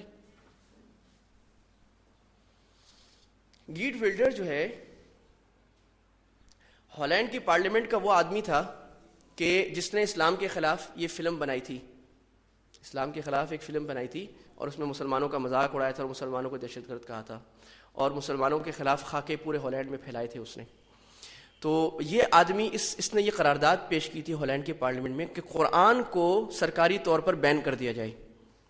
جب اس سے یہ سوال ہوا کہ بھائی تم ایک طرف تو یہ کہتے ہو کہ آزادی اظہار رائے ہونی چاہیے، دوسری طرف تم کہہ رہے ہو قرآن پر پابندی ہونی چاہیے، تو کیوں؟ تو یہ ایک صحافی نے اس سے سوال کیا ہے کہ بھائی آپ یہ کہہ رہے ہیں قرآن کو بین ہو جانا چاہیے، تو امریکہ کی جو پہلی ترمیم ہے فرسٹ امینڈمنٹ، اس میں یہ بات ہے کہ ہر آدمی کو اظہار رائے ہونا چاہیے، تو آپ ایک کتاب پر کیسے پابندی لگا سکتے ہیں؟ تو وہ جواب یہ دے رہا ہے کہ ہاں آزادی اظہار رائے ہے، مگر سوائے اس کے جو آزادی اظہار رائے وائلنس کو بھڑکائے، جس سے نفرت بھڑکے، جس سے لوگوں میں فساد ہو جائے، تو قرآن فساد پھیلاتا ہے نعوذ باللہ، اس لیے قرآن پر پابندی لگانی چاہیے. اب خود یہ قید لگا رہے ہیں کہ جہاں وائلنس بھڑکے وہاں آزادی اظہار رائے نہیں ہے. تو صحافی کہہ رہا ہے doesn't that contradict your defence of free speech? وہ جو آپ کا عقیدہ ہے جس پر آپ مرنے مارنے کو تیار ہیں کہ فری اسپیچ، وہ پھر اس سے ختم نہیں ہو جاتا؟ اس نے کہا کہ نہیں، فریڈم آف اسپیچ کے لیے کوئی لال لکیر ہونی چاہیے، اور وہ لال لکیر ہے جہاں پر کوئی آدمی نفرت بھڑکائے اور فساد بھڑکائے. اور یہی بات مسلمان بھی کہتے ہیں کہ آزادی اظہار رائے آزاد نہیں ہے، ایک لال لکیر ہے جس سے آگے جانے کی کسی کو اجازت نہیں ہے. تو یہ لوگ خود مانتے بھی ہیں لیکن مان کر دیتے نہیں ہیں. کیوں؟ اللہ تعالیٰ کہتے ہیں قرآن مجید میں قد بدت البغضاء من افواہہم وما تخفی صدورہم اکبر. بغض اسلام کا اور قرآن کا ان کے منہ سے نکلتا ہے، اور دل میں جو نفرت اسلام اور مسلمانوں کے خلاف اور اللہ کے خلاف انہوں نے رکھی ہے میرے حبیب، وہ اس سے بہت زیادہ بڑی ہے. قد بینا لکم الآیات ان کنتم تعقلون. ہم تمہارے لیے نشانیاں کھول کر بیان کر چکے ہیں کہ کفر کا یہی طریقہ ہے اور رہے گا. نتیجہ کیا نکلا اس ساری بحث کا؟ ثابت یہ ہوا کہ مغرب یعنی یورپ میں آزادی اظہار رائے مطلق نہیں بلکہ محدود اور مقید ہے. نوم چومسکی کے بقول آزادی اظہار رائے سے مغرب کا مطلب یہ ہے، وہ یہ سمجھتے ہیں کہ جس رائے کو وہ درست سمجھتے ہیں اس کے اظہار میں وہ کسی قید کو نہیں مانیں گے، بس جو ہم طے کر لیں اس میں ہم پوری دنیا میں مادر پدر آزاد ہو کے وہ بات کریں گے، اور جو بات تم طے کر لو وہ تم پھیلانے میں آزاد نہیں ہو. یہ کون سا آزادی اظہار رائے ہے؟ شیخ سعدی نے کہا تھا نا، ایک گاؤں میں گئے تھے تو وہاں پر کتا ان کے پیچھے پڑ گیا. اب کتا پیچھے پڑ گیا تو نیچے پتھر اٹھانے لگے کہ پتھر اٹھا کر کتے کو ماریں، تو پتھر بندھا ہوا تھا. کہتے ہیں عجیب لوگ ہیں، کتوں کو چھوڑ دیا ہے، پتھر کو باندھ دیا ہے. تو عجیب لوگ ہیں کہ جو ہمیں بات اچھی لگے وہ آزادی اظہار رائے ہے، اور جو تمہارے مطلب کی بات ہو اس پر پابندی، اس پر قانون بنے گا، اس پر تمہیں جیل میں ڈالیں گے، اس کے اوپر فائن لگے گا تمہارے اوپر. یہ ہے مغرب کا دوہرا معیار. اور یہ دلیل کے بنیاد پر میں نے عرض کیا ہے، کسی جذباتی انداز میں نہیں عرض کیا. انہی کی زمانی. اور نوم چومسکی کو آپ میں سے جو حضرات انگریزی سمجھتے ہیں اس کو آپ سنیں، انٹرنیٹ پر جائیں، نوم چومسکی لکھیں. یہ یہودی ہے اور ایسا کٹر یہودی ہے، اس کے ماں باپ ہولوکاسٹ میں مارے گئے تھے، لیکن یہ سب سے زیادہ فلسطین کے حق کے لیے کھڑا ہوتا ہے، سب سے زیادہ مسلمانوں کے حقوق کے لیے بات کرتا ہے، سب سے زیادہ زائنسٹ یہودیوں کے خلاف بات کرتا ہے. ایسے بے انتہا عیسائی اور یہودی دنیا میں ہیں جو انصاف پسند ہیں، اور قرآن میں بھی اللہ تعالیٰ نے ان کے بارے فرمایا کہ بہت سارے تم دیکھو گے جو انصاف پسند ہیں۔ آزادی اظہار رائے۔ اب آ جائیں ہمارے اس مجلس کا دوسرا پارٹ کہ اسلام کا موقف کیا ہے آزادی اظہار رائے کے بارے میں۔ رسول اللہ صلی اللہ علیہ وسلم کا فرمان ہے من کان یؤمن باللہ والیوم الآخر فلیکن خیرا او لیصمت، ترمذی کی حدیث ہے، جو شخص اللہ اور آخرت کے دن پر ایمان رکھتا ہے اسے چاہیے کہ اچھی بات کہے یا خاموش رہے۔ تو اللہ کے نبی صلی اللہ علیہ وسلم نے آزادی اظہار رائے کو مطلق نہیں رکھا بلکہ پابند کر دیا ہے کہ اچھی بات کہنے پر تو آزادی اظہار رائے ہے۔ اچھی بات ہر وقت کہو، ہر جگہ کہو، ہر کسی کو کہو، ہر کسی کے خوف کے بغیر کہو، بالکل کھلی چھوٹ ہے۔ اور بری بات کہیں نہ کہو، کسی وقت بھی نہ کہو، زبان پر تالا لگا کے رکھو۔ یہ اس حدیث میں پورا اصول ہمیں مل گیا کہ مسلمانوں کا آزادی اظہار رائے کے بارے میں کیا موقف ہے۔ اصل میں یہ جو آزادی اظہار رائے کی جو اصطلاح ہے یہ ہماری ہے نہیں، ہر مذہب اور ہر قوم کی اپنی اصطلاحات ہوتی ہیں، یہ ہماری اصطلاح ہے نہیں، یہ اصطلاح ہے ہی اہل مغرب کی اور کفار کی۔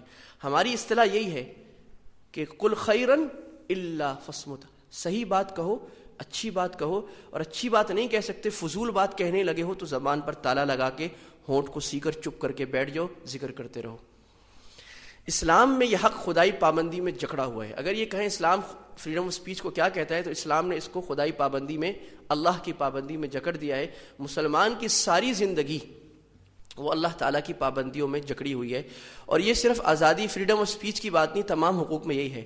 اللہ کے نبی صلی اللہ علیہ وسلم نے فرمایا تھا الدنیا سجن المؤمن جنت الکافر، دنیا مسلمان کے لیے قید خانہ ہے، وہ قدم قدم پر پابندی میں ہے، قدم قدم پر دیکھنا ہے کہ میں یہ جو بات کہنے لگا ہوں میرا اللہ تو ناراض نہیں ہو جائے گا، اللہ کے نبی کے خلاف تو نہیں ہو جائے گی، یہ جو میں بیوی کو یا پڑوسی کو یا اپنے والد کو یا اپنے بیٹے کو یا اپنے دوست کو جو بات کہہ رہا ہوں کہیں اس کا دل تو نہیں ٹوٹ جائے گا، دل ٹوٹ گیا تو کعبہ ٹوٹ جائے گا، اللہ ناراض ہو جائے گا، یہ جو میں قدم اٹھانے لگا ہوں یہ میرا قدم کہیں غلط تو نہیں اٹھ رہا، یہ جو میں جس بستر پر بیٹھا ہوا ہوں یہ بیٹھنا میرا، یہ لیٹنا میرا کہیں گناہ تو نہیں بن رہا۔ تو مسلمان کی 24 گھنٹے کی زندگی جکڑی ہوئی ہے، اور اللہ فرما رہے جنت الکافر، کافر آزاد ہے، اس لیے وہ کہتے ہیں وی آر فری، تو وہ آزاد ہیں، ہم فری نہیں ہیں، ہم جنت میں فری ہوں گے انشاءاللہ، اور وہ آزاد ہیں، تو وہ ہر چیز میں آزاد ہیں، وہ زنا کرنے میں آزاد ہیں، وہ بدکاری کرنے میں آزاد ہیں، پارکوں میں کھلے عام زنا کرتے ہیں، میں خود دیکھ چکا ہوں، کھلے عام یہ حرکت کرتے ہیں۔ اور میں اللہ معاف فرمائے برلن کے ایئرپورٹ پر تھا اور مجھے آگے ٹرین اسٹیشن سے مجھے آگے کہیں جانا تھا، تو میں نے پہلی دفعہ یہ منظر دیکھا، اور میں ایک مچھلی کھا رہا تھا اور کچھ مل نہیں رہا تھا، مچھلی کا برگر کھا رہا تھا، اور میرے سامنے ٹرین اسٹیشن پر 2 نوجوان بیٹھ کر آپس میں وہ گندی حرکت کر رہے تھے، اظہار محبت کر رہے تھے، گے تھے وہ دونوں، اور آپس میں چوما چاٹی ایک دوسرے کو کر رہے تھے۔ مجھے ایسے لگا کہ قے آ جائے گی اور یہ سارا کھانا میرے اندر سے نکل جائے گا، اتنی گھن آئی کہ انسان اتنا گر سکتا ہے، اتنی گندی حرکت یہ کر سکتا ہے، اور آج اس کو قانونی طور پر پاس کیا ہوئے۔ جانوروں کے ساتھ اب انسان یہ حرکت کر رہا ہے، ہزاروں ویب سائٹیں ہیں جس میں یہ دکھایا جا رہا ہے کہ جانوروں کے ساتھ انسان جنسی حرکت کر رہا ہے، اور بچوں کے ساتھ یہ حرکت ویب سائٹوں پہ دکھائی جا رہی ہے۔ اس کے لیے قانون بنا رہے ہیں لیکن ان کے ہاتھ میں نہیں آ رہا۔ کیوں؟ نظریہ جب یہ دیا کہ تم آزاد ہو، تو آزاد کا مطلب تو چاہے آدمی کتوں والی حرکت کرے، چاہے انسان خنزیر والی حرکت کرے، چاہے گائے بلی والی حرکت کرے، تو آزاد ہے۔ جب آپ نے نظریہ یہ بنایا کہ آزادی میں کوئی اطلاق نہیں ہے، کوئی قید نہیں ہے، تو اچھا قید آپ نے لگائی تو اپنی دماغ سے لگائی، اور جب انسان اپنے دماغ سے قید لگائے گا تو یہ مذاق خیز نتیجے نکلیں گے جس کو آپ دیکھ چکے ہیں، یہ دوہرے معیار نکلیں گے۔ تو دنیا میں جب تک انسان جس پابندی میں انسانیت کی فلاح و بہبود ہے، عالم اسلام اور عالم کفر کی اور پوری دنیا کی، وہ اسلام کی پابندی ہے۔ اگر دنیا اسلام کی پابندی میں آ جائے تو پوری دنیا میں امن آ جائے گا، اور امن رہ چکا ہے۔ 800 سال دنیا دیکھ چکی ہے کہ مسلمانوں کے تحت یہودیوں نے بھی ترقی کی، عیسائیوں نے بھی ترقی کی، اندلس کی یونیورسٹیوں میں یہودیوں کو بھی ترقی دی گئی، یہودی پروفیسر بھی پڑھاتے تھے۔ یہودیوں کو جب مسئلہ ہوا اور ان کو مارا گیا اور نکالا گیا اسپین سے، تو ان کو پناہ دینے والے ترکی کے خلافت عثمانیہ تھی۔ یہ عالم اسلام کا امن یہ پوری دنیا میں دنیا دیکھ چکی ہے، ٹائم ٹیسٹڈ ہے کہ پابندی وہی چلے گی دنیا میں، وہی کارگر ہوگی جو اللہ تعالیٰ نے لگائی ہے۔ اللہ کے نبی صلی اللہ علیہ وسلم نے فرمایا تھا من صمت نجا، جو خاموش رہ گیا نجات پا گیا۔ مغرب کے ہاں اصل یہ ہے کہ آپ بولو، زیادہ سے زیادہ بولو، اور اسلام میں اصل یہ ہے کہ زیادہ وقت خاموش رہو۔ خاموشی پر توجہ زیادہ کرو، بولنے پر توجہ کم کرو. ہمارے استاد حضرت مولانا محمود اشرف صاحب دامت برکاتہم العالی، ہم جب دور حدیث سے فارغ ہوئے تو ہمیں وصیت فرمائی کہ مولوی صاحب جب فتویٰ لکھو گے، تو ہم فتوے کام شروع کیا، میں 9 سال سے فتوے کام کر رہا ہوں. فرمایا جب فتویٰ لکھو گے جہاں 10 لائنیں لکھنی ہو وہاں کوشش کرنا 3 لائنیں لکھو، کیونکہ 10 لائنیں لکھو گے تو زیادہ غلطیاں کرو گے، اور 3 لائنیں لکھو گے تو کم غلطی کرو گے. لہٰذا آدمی کم بولے گا تو کم امکان ہے کہ گناہ کی بات منہ سے نکلے، اور زیادہ بولے گا تو زیادہ امکان ہے کہ گناہ کی بات منہ سے نکلے. لہٰذا ان کے ہاں اصل بول ہے اور ہمارے ہاں اصل خاموشی ہے. ہم بول والے نہیں ہیں، ہم خاموشی والے ہیں. یہ بول والے مغرب سے آ رہے ہیں اور مغرب کا ایجنڈا ہم پر ڈال رہے ہیں، یہ بول ہے ان کا. کیا پابندیاں ہیں؟ ایک دیکھ لیے غیبت. کیا گناہ ہے غیبت کا؟ اللہ کے نبی نے فرمایا میں نے معراج میں لوگوں کو دیکھا وہ تانبے کے ناخنوں سے اپنا سینہ اپنا چہرہ نوچ رہے تھے. میں نے کہا من ہؤلاء یا جبریل، جبریل یہ کون ہے؟ آپ نے فرمایا جو لوگوں کی عزت خراب کرتے تھے، غیبت کرنے والے، چغلی کرنے والے. جائز اور سچ بات کو بھی کسی مسلمان کو بتانا تاکہ فساد پھیلے. ایک مسلمان نے کسی دوسرے مسلمان کے بارے میں غیبت کر دی، اب میں بولوں احسان بھائی وہ آپ کے بارے میں یہ کہہ رہا تھا، یہ چغلی ہے کہ وہ بھڑکے گا. اگر مجھے ہمدردی ہے تو میں ان کو نہ بتاؤں کہ وہ آپ کے بارے میں یہ کہہ رہا تھا، یہ چغلی ہے. بہتان، اس میں غیبت سے 2 گنا گناہ ہے، کسی مسلمان پر الزام تراشی کرنا. فضول تبصرے جو آج ہمارا خاص طور پہ پاکستان والوں کا محبوب ترین مشغلہ ہے.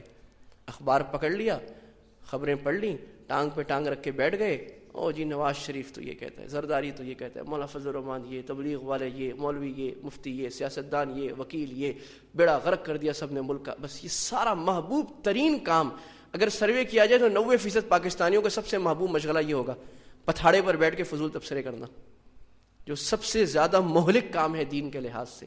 اور سب سے زیادہ فارغ، نکمی، ناکام قومیں یہ کام کیا کرتی ہیں. آپ دنیا کی ترقی یافتہ کامیاب قوموں کو دیکھ لیجئے، ان کے پاس ان چیزوں کا وقت نہیں ہے، وہ فضول تبصرے نہیں کرتے، وہ سیاست پر بات نہیں کرتے. جو دنیا میں جن قوموں کو ترقی ہے، آپ چاہے سنگاپور کو دیکھ لیں، ملیشیا کو دیکھ لیں، عالم اسلام کو دیکھ لیں، ترکی کو دیکھ لیں، یا مغربی ممالک کو دیکھ لیں، ان کے لوگوں کے پاس اتنا فضول ٹائم نہیں ہے کہ سیاسی تبصرے کریں بیٹھ کے. اپنے کام سے کام رکھتے ہیں، کام میں اتنا تھک جاتے ہیں کہ ان کے پاس ان چیزوں کا وقت نہیں ہوتا. رات آتے ہیں، تھوڑی سی انٹرٹینمنٹ کرتے ہیں، بس سو جاتے ہیں جا کے، اور 2 دن خوب موج میلہ کرتے ہیں ہفتہ اتوار. ہماری قوم فارغ ہے، جیسے دنیا کے بادشاہ ہم ہی ہیں، دنیا کی ساری ترقیاں پوری کر لی ہیں تو اس کام کے لیے فارغ بیٹھے ہیں، فضول تبصرے. یاد رکھیے میرے عزیزوں، انتہائی مہلک ہے یہ طرز عمل جو ہم نے اپنایا ہے، کہ ہم نے یہ سمجھا ہے کہ سارے ملک کی ذمہ داری ہم پر ہے اور سارا سیاسی تبصرہ ہم نہیں کرنا ہے، اور علم کے بغیر. نہ آپ کو پتہ ہے حکومت کیسے چلتی ہے، میں کسی سے پوچھ لوں پارلیمنٹ کے کتنے ارکان ہیں، کسی کو تبصرے کرنے والے کو پتہ نہیں. میں کسی کو پوچھ لوں حکومت تشکیل کیسے ہوتی ہے، حکومت کا ڈھانچہ کیا ہے، کس افسر کے ذمہ کیا ذمہ داری ہے، عدلیہ کی تشکیل کیسی ہوتی ہے، پاکستان میں جوڈیشری کیسے چلتی، کچھ نہیں پتہ. فضول تبصرہ تنقید کرنے کے لیے ہر آدمی تیار ہے. ایسے بے ڈھنگے موضوعات پر ایسے جاہل لوگ تنقید کر رہے ہوتے ہیں جن کو اس موضوع کا الف بے بھی نہیں پتہ. ہر آدمی کو بس یہ آسان طریقہ ملا ہے، حکمرانوں کو برا بھلا کہو، یہ اچھا طریقہ ہے. بھائی من صمت نجا، خاموش رہے، خاموش رہے، خاموش. تنقید نہیں، تبصرہ نہیں، چھوڑ دیں اس بات کو. مذاق و استہزاء، اللہ فرمانے لا یسخر قوم من قوم، کوئی قوم کسی قوم کا مذاق نہ اڑائے. عسیٰ ان یکونوا خیرا منہم، نہ مرد عورتوں کا مذاق اڑائیں، نہ عورتیں مردوں کا مذاق اڑائیں. کسی قوم کا مذاق اڑانا، کسی فرد کا مذاق اڑانا، یہ بہت بڑا گناہ ہے. قرآن منع کر رہا ہے. قرآن جس چیز کو منع کرے وہ حرام ہوتی ہے، اصول یاد رکھ لیے.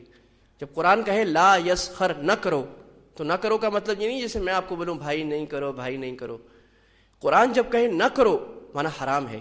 شراب نہ پیو تو کیا معنی ہے، اور قرآن جب کہے کرو تو کیا معنی ہے، فرض ہے. بڑائی کے بول بولنا، اللہ کو بڑائی کا بول پسند نہیں ہے. اللہ تعالیٰ اس کو ذلیل کرتا ہے جو بڑائی کا بول بولتا ہے. حد کے عزت، اللہ کے نبی صلی اللہ علیہ وسلم حضرت بلال کے ساتھ طواف فرما رہے ہیں، آپ فرما رہے بلال یہ کعبہ کتنی عزت والا، کتنی شان والا، کتنے مرتبے والا ہے، لیکن بلال ایک چیز ایسی ہے جو اس کعبے سے بھی زیادہ عزت والی، حرمت والی ہے. کہا یا رسول اللہ وہ کیا ہے؟ آپ نے فرمایا مسلمان کی جان، مال، عزت. جو مسلمان کی عزت خراب کرتا ہے وہ کعبے کو گرانے سے زیادہ بڑا گناہ کرتا ہے. اگر کوئی آج کعبے کو گرائے تو سارے مسلمان اس کی ہڈیاں نوچ جائیں گے، لیکن یہی اس سے بڑا جرم ہم لوگ دن میں کتنی مرتبہ کر رہے ہیں، کسی مسلمان کی عزت کو خراب کرنا. عورتیں مردوں کی، مرد عورتوں کی، سسرال والے سسرالیوں کی، بیوی عورت شوہر کے گھر والوں کی، شوہر بیوی کے گھر والوں کا، وہ اس کی ساس کی غیبتیں، وہ داماد کی غیبتیں، سارا دن گھروں میں یہ حرکت چل رہی ہے. کتنے بڑے کعبے ہم دن میں گرا رہے ہیں. کفر اور ناشکری کا کلمہ اللہ کو بڑا سخت ناپسند ہے. ہر وہ بات جو اللہ کی رضا کے خلاف ہو. تو یہ آپ دیکھ لیں کہ مسلمان کی زبان کتنی پابندیوں میں جکڑی ہوئی ہے. اسی پر ایک دو حدیثیں بھی دیکھ لیتے ہیں.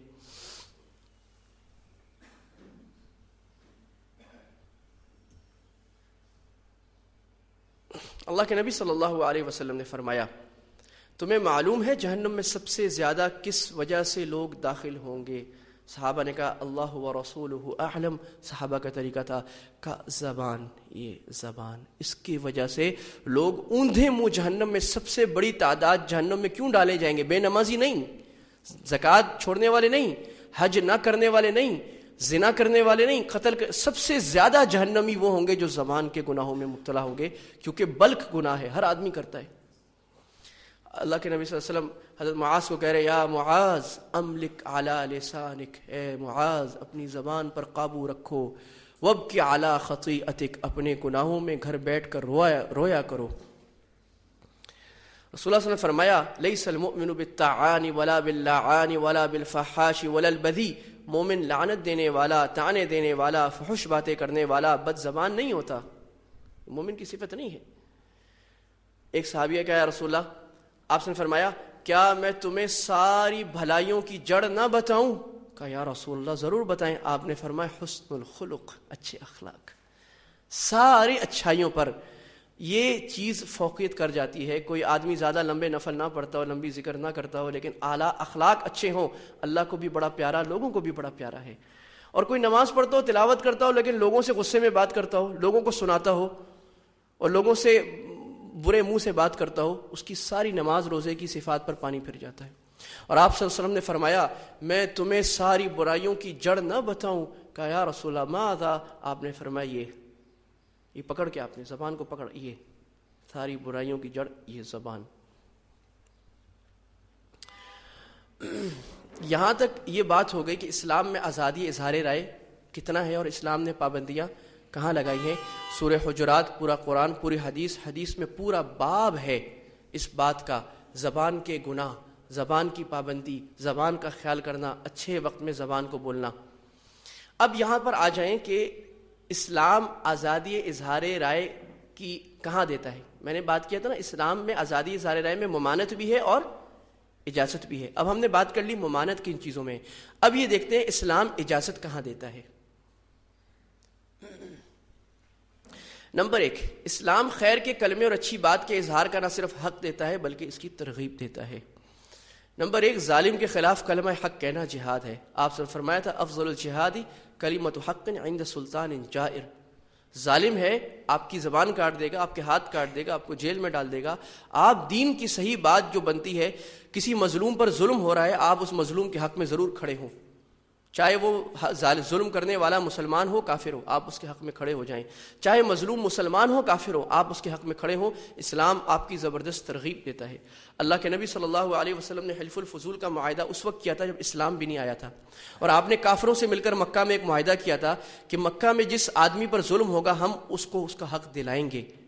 اور جب آپ اسلام لے آئے تو آپ صلی اللہ علیہ وسلم نے فرمایا کہ یہ حلف الفضول اتنا مبارک معاہدہ تھا کہ مجھے اس معاہدے کی بجائے کوئی سرخ اونٹ بھی دے دے تو میں قبول نہ کروں، اور اگر آج بھی مجھے کوئی ایسے پیارے معاہدے کے لیے بلائے گا تو میں قبول کروں گا. یعنی کافروں سے مل کر بھی میں ایسا معاہدہ کر لوں گا کہ دنیا میں کوئی بھی مظلوم ہو، ہم مل کر اس مظلوم کو اس کا حق دلائیں گے. تو مظلوم کو حق دلانے کے لیے آواز اٹھانا، اخبار نکالنا، آواز تحریک چلانا، جیسے آج ہمارے بھائیوں نے ڈاکٹر عافیہ صدیقیہ ہماری پیاری بہن کے حق کو بلند کرنے کے لیے تحریک چلائی ہوئی ہے. تو یہ تحریک چاہے حکومت پابندی لگائے چاہے ڈنڈے پڑیں، اس بات کو کھل کر کہنا یہ اسلام کا حق ہے. امر بالمعروف نہی المنکر قرآن کا بنیادی حکم، وَلْتَكُن مِّنكُمْ أُمَّةٌ يَدْعُونَ إِلَى الْخَيْرِ. ایک جماعت ہمیشہ ایسی چل رہی ہو عالم اسلام میں، ہر محلے میں ایک جماعت ہمیشہ ایسی چل رہی ہو جو خیر کی بات کہے، خیر کا بول کہے، لوگوں کو نیکی کا حکم کرے، لوگوں کو برائی سے روکے. وَأُولَٰئِكَ هُمُ الْمُفْلِحُونَ. اللہ فرما رہے یہی لوگ کامیاب ہیں. حسر ہے، یعنی جو آدمی یہ ایسا بول نہیں بولتا وہ ناکام آدمی ہے، وہ اللہ کے نزدیک کامیابی نہیں ہے. چاہے صرف نماز اپنی پڑھ کر اپنی مسجد گھر میں چلا جاتا ہے، یہ اللہ کیا ناکام آدمی ہے، جو امر بالمعروف نہیں کر رہا، جو دعوت کا کام نہیں کر رہا، جو خیر کی بات نہیں کر رہا، جو لوگوں تک دین کی بات نہیں پہنچا رہا، اللہ کیا مجرم ہے۔ یہ بولے کوئی آدمی تو اس تنظیم کے بھی ہم ساتھ ہیں، اس چینل کے بھی ہم ساتھ ہیں، اس اخبار کے بھی ہم ساتھ ہیں۔ نمبر 3، حق بات کہنے میں کسی کی پرواہ نہ کرنا۔ اللہ کے نبی نے فرمایا تھا لا تخف فی اللہ لومۃ لائم، جب اللہ کے لیے کوئی بات کرنے لگو تو کسی ملامت کرنے والے کی ملامت کی پرواہ نہ کرو۔ آپ نے داڑھی رکھ لی، آپ نے گھر میں شرعی پردہ شروع کر دیا، آپ نے شادی میں مکس گیدرنگ نہیں کی، خاندان والوں نے لان تان شروع کر دی، مولوی ہو گئے، ملا ہو گئے، تبلیغی ہو گئے، پاگل ہو گئے، کہتے ہیں نا ایسے، تو آپ نے پرواہ نہیں کرنی۔ اللہ نے جو کام دیا اس کام کو کرنا ہے۔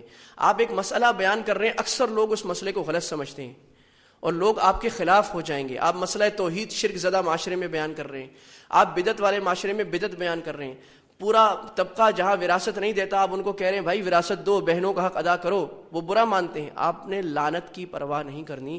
تو حق بات کہنے میں کسی ملامت کرنے والے کی پرواہ نہ کرنا، یہ اسلام کا حق آزادی ہے، آزادی اظہار رائے ہے۔ نمبر 4، فقہا کے لیے اپنی فقہی رائے کا اظہار جمہور کی مخالفت کے باوجود۔ جو فقیہ ہو، حنفی، امام ابو حنیفہ، امام مالک، امام شافعی، پھر ان کے نیچے امام ابن تیمیہ، امام قرافی اور امام شاہ ولی اللہ، اور آج کل کے فقہا جیسے ہمارے بڑے مفتیان کرام ہیں، وہ جس مسئلے کو اپنی فقہی بصیرت اور قرآن و حدیث کے دلائل میں صحیح سمجھے ان پر بیان کرنا واجب ہے۔ چاہے باقی لوگ کہیں غلط مسئلہ بیان کرے، ان کو ضروری ہے اور فقیہ پر لازم ہے کہ اپنی بات بیان کرے۔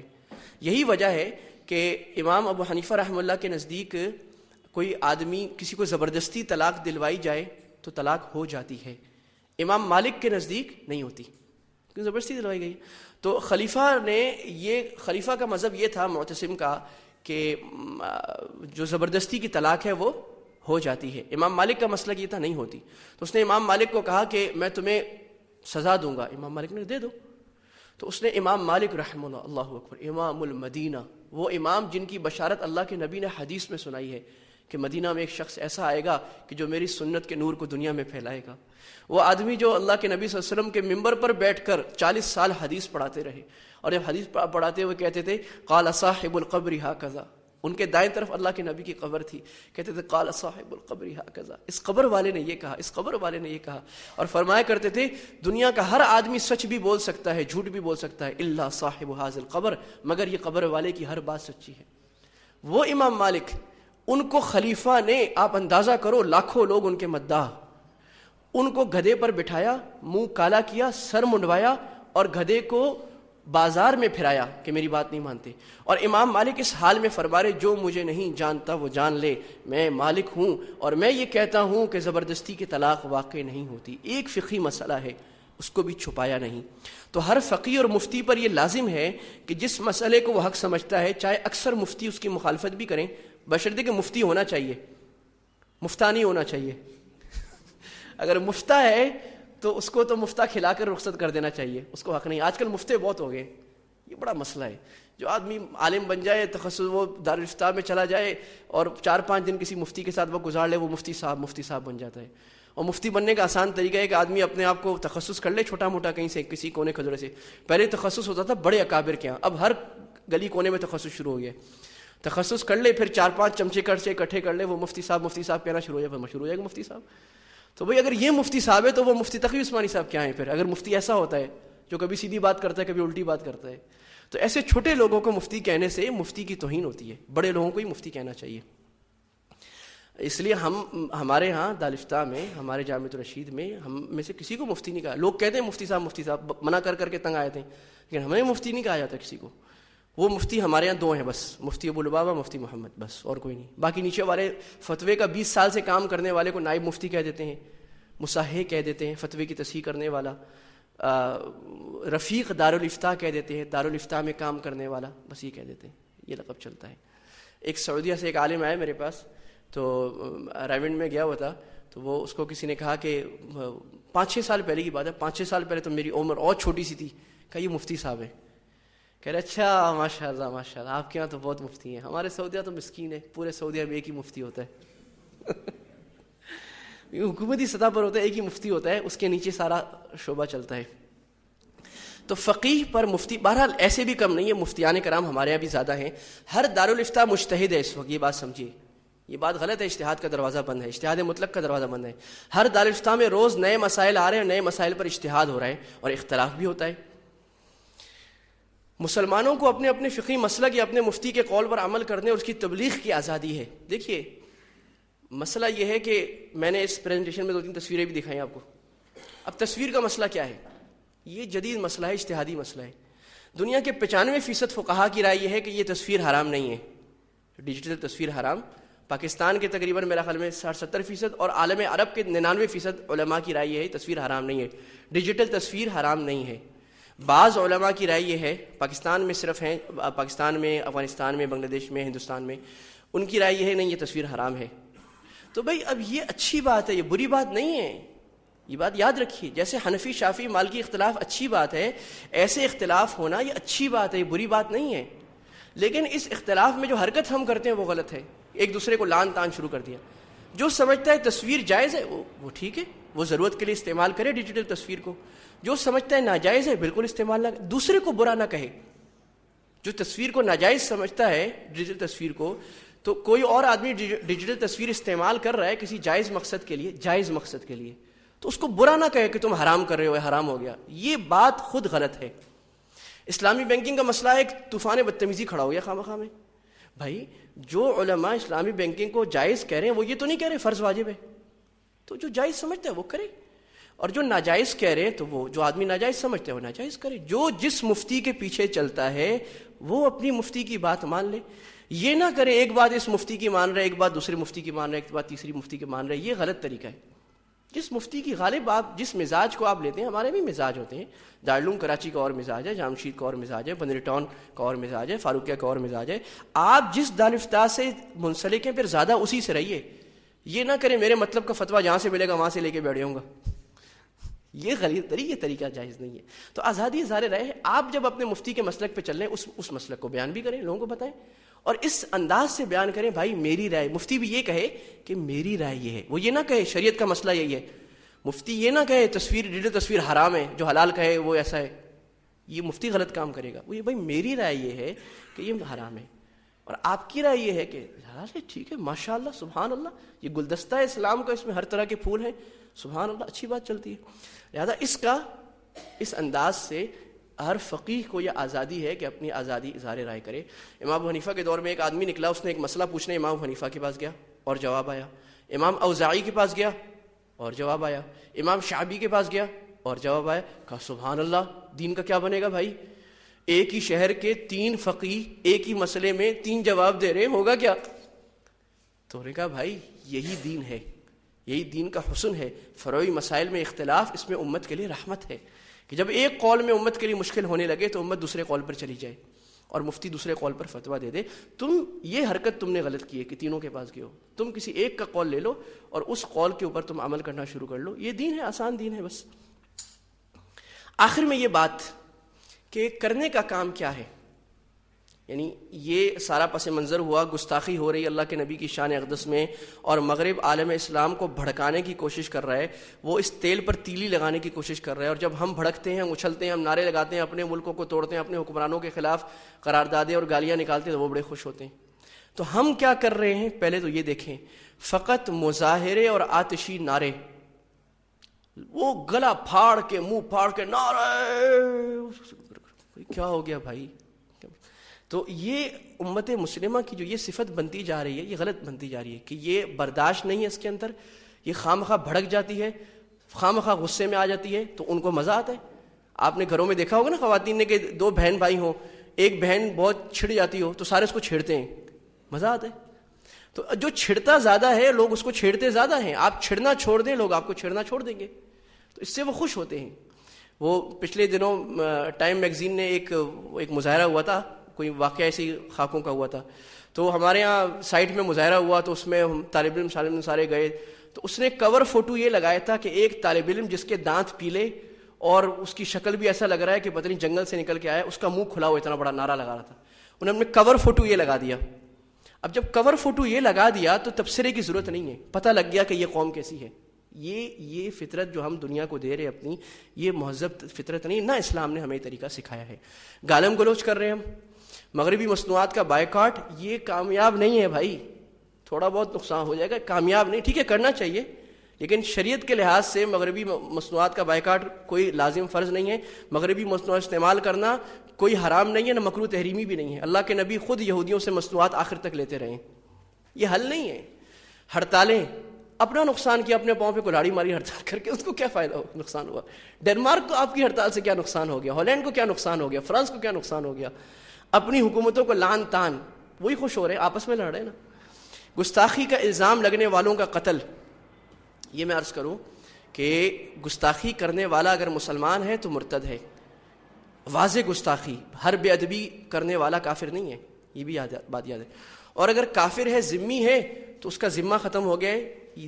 اور اگر حربی ہے تو اس سے جہاد ہوگا. 3 صورتیں یاد رکھیں. تینوں صورتوں میں اس کو مارنے کی ذمہ داری حکومت کی ہے، فرد کی نہیں ہے. یہ بات اجماعی بات ہے فقہا کی، میں نئی بات نہیں عرض کر رہا. اجماعی بات ہے، تمام فقہا کی اجماعی بات ہے.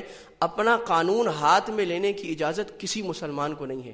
یہ ٹھیک ہے کسی نے کبھی کر دیا تو لوگ کہتے ہیں بھی بڑا اچھا کام کیا، ماشاءاللہ غازی ہو گیا، لیکن فقہی حکم یہ ہے کہ حرام ہے. کسی مرتد کو کوئی ہاتھ سے مارے گا، اس کے اوپر سزا جاری ہوگی. یہ ٹھیک ہے مباح، جس آدمی کا قتل جائز ہو گیا، اس کو کوئی اور آدمی مار دے، اس کو قتل نہیں کیا جائے گا، لیکن سزا دی جائے گی کیونکہ جرم ہے. لہٰذا یہ جو بات ہم بار بار کر رہے ہیں کہ گستاخ رسول کو قتل کرو قتل کرو، یہ ہمارا کام ہے نہیں، یہ حکومت کا کام ہے. حکومت کو کہنا چاہیے قتل کرو، جہاد کرو، مارو، ہمارے کام نہیں ہے. جو کام ہمارا ہے ہمیں وہ کرنا چاہیے. وہ کام چھوڑ کے بیٹھ گئے. اب ہمارا کرنے کا کام کیا ہے میرے عزیزوں؟ ہمارا کرنے کا کام نمبر 1، سچا عاشق بن کر سنت کا شیدائی ہونا.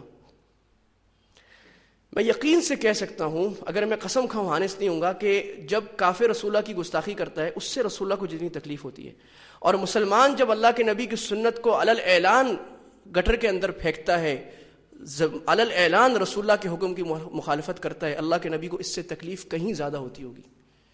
شادیوں میں، پبلک پلیسز میں، اپنے اخبارات میں، اپنے اجتماعی دفتروں میں، اپنے مالی معاملات میں ہم رسول اللہ کے کتنے حکموں کو توڑ رہے ہیں. اللہ کی قسم اللہ کے نبی کو اس سے زیادہ تکلیف ہوتی ہے. کافر نے گستاخی کی تو ویسے ہی کافر ہے، اس سے کیا لینا دینا. غیر آپ کو گالی بھی دے کوئی دور کا آدمی، اس سے کیا تکلیف ہوگی. اپنا ایک تھوڑا سا برا کلمہ بھی کہہ دے، اپنا بیٹا بات بھی نہ مانے تو باپ کو بڑی تکلیف ہوتی ہے کہ میرے بیٹے نے میری بات نہیں مانی، تو میرا امتی ہو کر میری بات نہیں مانتا، غیروں کے طریقے پہ چلتا ہے. تو ہم میرے عزیزوں آج سے عزم کر لیں میری بہنوں کہ اللہ کے نبی کے کسی طریقے کو ہم نہیں چھوڑیں گے، اور نبی صلی اللہ علیہ وسلم کی سنتوں کو پڑھیں گے. حضرت ڈاکٹر عبدالحی صاحب کی کتاب ہے وہ پڑھ لیں، یا اور چھوٹی سی کتابیں لکھی گئی ہیں، علیکم بسنتی، بڑی پیاری کتاب ہے، چھوٹی سی، مکتبۃ البشرا سے چھپی ہوئی ہے، علیکم بسنتی، مولانا عبدالحکیم صاحب. رسول اللہ کی ساری سنتیں اس میں آ گئی ہیں. ہم اس کو روز ایک صفحہ پڑھیں اور گھر میں تعلیم کریں، اور یہ بات طے کر لیں کہ گھر میں ایک سنت بھی رسول اللہ کی ہم سے نہیں چھوٹے گی انشاءاللہ. اور ان مبارک تحریکوں اور جماعتوں اور ان مبارک دین کے کاموں میں لگنا شروع ہو جائیں جہاں پر سنتوں کی فکر ہوتی ہے، جہاں سنت پر عمل کرنے کی فکر کی جاتی ہے. نظریاتی اور دیوانہ داعی بننا، اللہ کے نبی کے دین کو پھیلانا، ان کا جواب یہی ہے کہ دعوت دی جائے. مسلمان اگر مسلمان بنتا ہے تو کافروں کو زیادہ تکلیف ہوتی ہے، مسلمان نعرے لگاتا ہے کافروں کو تکلیف نہیں ہوتی. ہم داعی بن جائیں، یہ عہد کر لیں کہ ہم کفار کو تکلیف دینے والے داعی دنیا میں زیادہ پیدا کریں گے، اور ان کا سیرہ سڑانے والے لوگ زیادہ پیدا کریں گے. قل موتوا بغیظکم، مر جاؤ اپنے غصے میں. اور ہم تو اسی اسلام کو پکڑ کے بیٹھیں گے اور بیٹھے ہیں اور دنیا میں اور پھیلائیں گے. تو ہم میں سے ہر شخص یہ عہد کر لے کہ میں اپنے دن کا کچھ وقت، سال کا کچھ وقت اللہ کے راستے میں نکالوں گا انشاءاللہ. ارادہ ہے نا بھائی؟ اس کام کو سیکھ کر اور اس کام کو پھیلائیں گے تاکہ اللہ کے نبی کی امت کو بڑھایا جائے، اور قیامت میں اللہ کے نبی فخر کریں کہ یہ ہے وہ میرا امتی جس کی وجہ سے 1000 لوگ دین میں آئے ہیں، جس کی وجہ سے 1000 لوگ نماز میں آئے ہیں، جس کی وجہ سے 1000 لوگ سنت میں آئے ہیں. نمبر 3، امت کی ترقی کے لیے محنت کرنا. دیکھو مغربی مصنوعات کا بائیکاٹ حل نہیں ہے، اپنی معیاری مصنوعات بنانی پڑیں گی. اور جب تک عالم اسلام عروج میں تھا، دنیا میں صنعت کی ترقی اسلام میں ہوتی تھی. ساری پروڈکٹس، صابن کے کارخانے، کاغذ کے کارخانے، فرنیچر، پلاسٹک، سب کچھ عالم اسلام میں بنا کرتا تھا. فاس میں بنا کرتا تھا، قرطبہ میں بنا کرتا تھا، بغداد میں بنا کرتا تھا. یہ علم بھی ہم پڑھایا کرتے تھے، ٹیکنالوجی ہم پڑھاتے تھے، انجینئرنگ ہم پڑھاتے تھے، مینجمنٹ ہم پڑھاتے تھے، میڈیکل ہم پڑھاتے تھے. تو ہم اپنی یونیورسٹیز کو اس قابل کریں کہ یہاں دنیا کا فن اس قابل بنایا جائے کہ مسلمان دنیا میں باعزت زندگی گزار سکیں. ہم دنیا میں ایسی تاجر اپنا نظریہ یہ رکھے کہ میں وہ تجارت کروں جس سے مسلمان کو فائدہ ہوگا، صنعت کار یہ کہے کہ میں دنیا میں وہ پروڈکٹ بناؤں جس میں عالم اسلام میں نام ہو، میں ایسی پروڈکٹ بناؤں جو کفار کی پروڈکٹ کے مقابلے کی پروڈکٹ ہو، معیاری برانڈ بناؤں، میں یہ کوشش کرے تاکہ ہم یہ کہیں مسلمانوں کا برانڈ ہے، شریعہ کمپلائنٹ برانڈ ہے، غلط اشتہارات نہیں ہے، کوئی خلاف شرع کام نہیں ہے، اور یہ کمپنی مثالی کمپنی ہے۔ نمبر 5، حکومتوں کو حکیمانہ دعوت، مخالفت نہیں، موافقت کا طریقہ، حکمرانوں کو پیار محبت کا۔ ہمارے اکابر کو دیکھیے، حضرت مجدد الفسانی کو دیکھیے، حکمرانوں کو خط لکھ کر پوری تحریک بدل دی ہے، پوری حکومت کو کفر سے اسلام میں لے آئے ہیں۔ کیسے؟ پیار والے خط لکھ کر، بھائی جناب وزیر اعظم صاحب، آپ کو اللہ نے بڑا مرتبہ دیا ہے، آپ کو بڑی عزت دی ہے، آپ مسلمان بھی ہیں، لوگ آپ کی بات بھی مانتے ہیں، آپ کا اقبال بلند ہو، ایسے کہہ کر پھر بھائی اگر آپ یہ کام کریں گے تو کتنا اچھا۔ یہ انداز مخالفت کے انداز کا فائدہ نہیں ہے۔ حکمرانوں کو یہ کہ ہم آپ کی اطاعت کے تیار ہیں، پیار محبت کے خط، اچھا انداز، لنک بنا کر حکمرانوں تک پہنچنا، افسروں تک پہنچنا، حکیمانہ دعوت دینا، یہ انداز ہے جس کے بارے میں اللہ کے نبی اللہ تعالیٰ قرآن مجید میں فرما رہے ہیں اگر اس انداز سے تم دعوت دو گے تو فَإِذَا الَّذِي بَيْنَكَ وَبَيْنَهُ عَدَاوَةٌ كَأَنَّهُ وَلِيٌّ حَمِيمٌ، آپ کے اور جن کے درمیان نفرت ہے، پیار محبت والے گرم جوش دوست بن جاؤ گے۔ آج ہم نے حکمرانوں کو دور کیا ہے، ان کو ہم سے نفرت ہے، ہمیں ان سے نفرت ہے۔ اگر ہم محبت کا پیغام دیں گے اور محبت سے دین میں لائیں گے، محبت ایک ایسی زبان ہے جو دنیا کا ہر کالا گورا سمجھتا ہے، ایک یونیورسل زبان اللہ نے ہمیں دی ہے جس کا نام محبت ہے، جانور بھی اس کی بولی سمجھتا ہے۔ جب آپ حکمران کو کہیں گے تو کیوں نہیں سمجھے گا، انسان ہے، اس کے دل میں دل ہے، دھڑکتا ہے، محبت سے دعوت دیں گے سمجھے گا اور سمجھتے ہیں، دعوت دینے والے دے رہے ہیں، خاموش مجاہد لگے ہوئے ہیں اپنے کام میں۔ محبت اور معافی کو عام کرنا، نفرت کا پرچار نہیں، محبت کا عام کرنا۔ میں عرض کروں گستاخ رسول کے ساتھ بھی حکومت کا معاملہ یہ ہے قتل کیا جائے، ہے نا۔ اللہ کے نبی کا اپنا معاملہ حکومت سے ہٹ کر یہ تھا کہ معاف کیا جائے، صحابہ کا اپنا معاملہ یہ تھا معاف کیا جائے۔ کوئی گستاخ رسول مل جائے اس کو پیار محبت سے دعوت دے کر معاف کر کے اس کے کام پر پردہ ڈال کر بولو بھائی ابھی بھی آ جا، ابھی بھی آ جا، تیرے لیے راستہ کھلا ہے۔ جب وحشی کے لیے دین کھلا ہے، جب خالد کے لیے دین کھلا ہے، جب ابو سفیان کے لیے دین میں آنے کا راستہ واپس کھلا ہے، جس نے 13 سال گستاخی کی ہے، تو تیرے لیے کیوں نہیں کھلا؟ تو بھی آ جا۔ تو گستاخ کو دعوت دینا، گستاخ کو دین میں لانا، کیا عجب ہے کہ وہ آدمی اسلام کا داعی بن جائے، اور بنتے ہیں۔ یہ کام ہمیں کرنے کا، ہمیں قتل کرنے کا کام نہیں ہے۔ سزا کا معاملہ حکومت پر چھوڑ دینا۔ یہ بات تمام چل گئی، جو ہم نے بات اس طرح چلائی تھی کہ مغرب جو آزادی اظہار رائے کا دعویٰ اور عقیدہ رکھتا ہے اس میں بالکل دوغلا معیار رکھتا ہے، جھوٹ بولتا ہے، مکر کرتا ہے۔ مغرب بالکل فریڈم آف سپیچ نہیں رکھتا، فریڈم آف سپیچ کے خلاف قوانین بنائے ہوئے، لوگوں کو سزائیں دے رہا ہے، دیتا ہے، فائن لگاتا ہے، لوگوں کو قید میں ڈالتا ہے۔ صرف اسلام کے خلاف کوئی بکواس کرے تو اس پہ وہ لوگ خوش ہوتے ہیں اور اس میں فریڈم آف سپیچ کا سہارا لیتے ہیں۔ اور اسلام کے یہاں 2 معیار ہیں۔ خیر کی کاموں میں اسلام کی ترغیب یہ ہے کہ خوب پھیلاؤ، پورا آزادی اظہار رائے ہے، داعی بن کر دنیا کے اندر اس پیغام کو عام کر دو۔ اور بری چیز، شر کا کلمہ، کسی کو دکھ دینا، کسی کو تکلیف دینے کے بارے میں اسلام نے زبردست تالا لگایا ہے، یہ کام جائز نہیں۔ یہ اسلام کا موقف ہے آزادی اظہار رائے کے بارے میں۔ اللہ تعالیٰ میں نے جو کہا آپ نے سنا، اس پہ عمل کرنے کی توفیق عطا فرمائے۔ کوئی سوال ہو تو فرمائیے، 5 منٹ سوالات کے لیے ہیں۔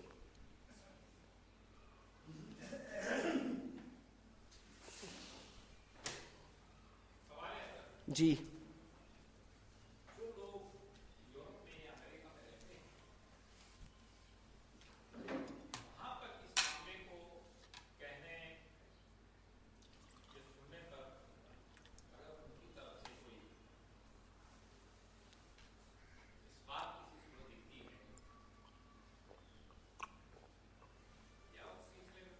اس بات نہیں دکھتا، وہ ہم سے اچھا کام کر رہے ہیں۔ مغرب کے جو مسلمان ہیں ہم سے زیادہ باشعور ہیں کیونکہ پڑھے لکھے ہیں، وہ جو انداز اپنائے ہوئے ہیں سب سے بہترین ہے۔ وہ پرامن مظاہرہ کرتے ہیں، رسول اللہ کے عشق میں آگے بڑھتے ہیں، دعوت پھیلاتے ہیں، بسوں پر اشتہار لگواتے ہیں۔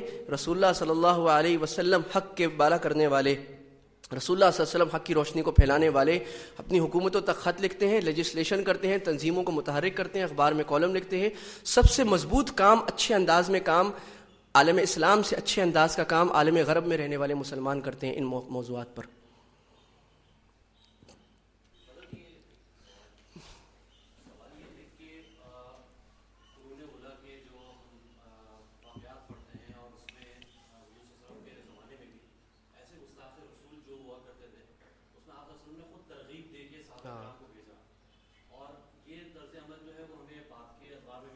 جی کہ ان اموریہ کی جنگ میں جیسے خاص طور پہ واقعہ آتا ہے، تو کیا اس تناظر میں کسی ایسے مسلمان کا ایسا اقدام کرنا کیا یہ بھی خلاف شریعت معاملہ ہوگا؟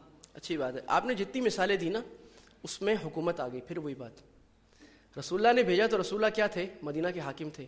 عموریہ کی سلطنت میں معتصم نے حملہ کیا، یہودی پر جہاد کیا. معتصم کیا تھا؟ حاکم تھا. تو حملہ کرنے والے، حملہ کرانے والے حکومت ہوتی ہے، قتل کا حکم دینے والی حکومت ہو تو حکومت کا کام یہ، حکومت کو فوراً قتل کرنا چاہیے، بالکل نہیں چھوڑنا چاہیے گستاخ رسول کو. یہ ایک الگ اختلافی بحث ہے کہ توبہ قبول ہے یا نہیں ہے، بعض فقہاء کیا ہے بعض کیا نہیں ہے، لیکن حکومت کو نہیں چھوڑنا چاہیے. لیکن جب تک حکومت نہیں کر رہی تو ہمارے کرنے کا کام کیا ہے، وہ پھر رسول اللہ صلی اللہ علیہ وسلم کا اور صحابہ کا جو باقی طریقہ ہے وہ اس میں سے ہمیں مل جاتا ہے. ہم حکومت کی لیجسلیشن کرائیں، پٹیشن دائر کریں، عدالت کو محرک کریں، یہ مطالبہ کریں ہر فورم پر کہ بھی تم سزا دو، یہ نہ کہیں کہ ہم سزا دے دیں جا کر، تو خلاف شرع ہوگا. جزاکم اللہ.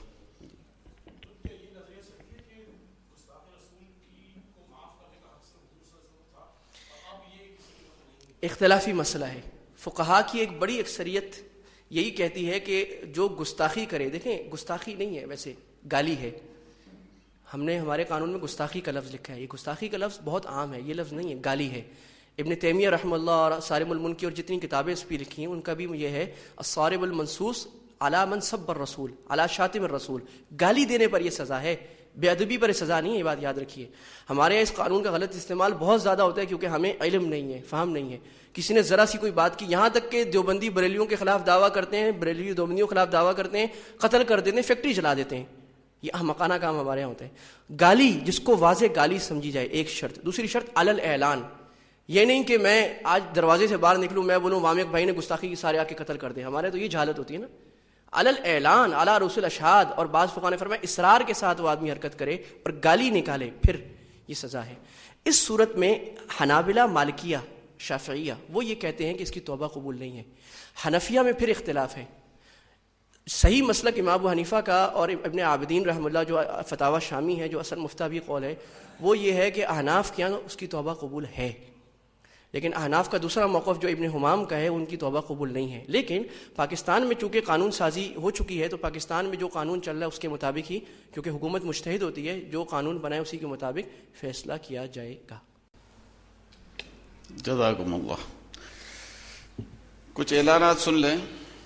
آج سب سے پہلا اعلان تو جیسے کہ مفتی صاحب نے تذکرہ کیا تھا ڈاکٹر عافیہ صدیقی کے حوالے سے، آج ایک گرینڈ جرگہ ہو رہا ہے یہاں قائد اعظم کے مزار کے پاس. انشاءاللہ تعالی 2 بجے منعقد ہوگا اور اس میں ہمارے ملک کے اور ہمارے شہر کے مختلف شعبوں سے تعلق رکھنے والے زعماء شریک ہوں گے.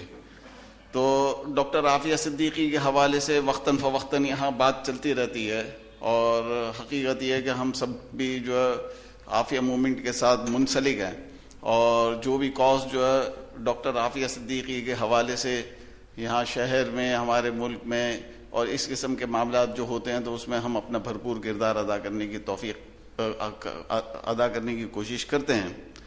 تو ہم میں سے ہر ایک فرد کو چاہیے کہ ہماری بہن ڈاکٹر عافیہ صدیقی جو برسا برس سے جو امریکہ کی قید میں اور بلا قصور قید ہے، تو ہمیں چاہیے کہ ہم اس حوالے سے جتنا بھی ہو سکے اپنا کردار ادا کرنے کی کوشش کریں اس معاشرے کے اندر.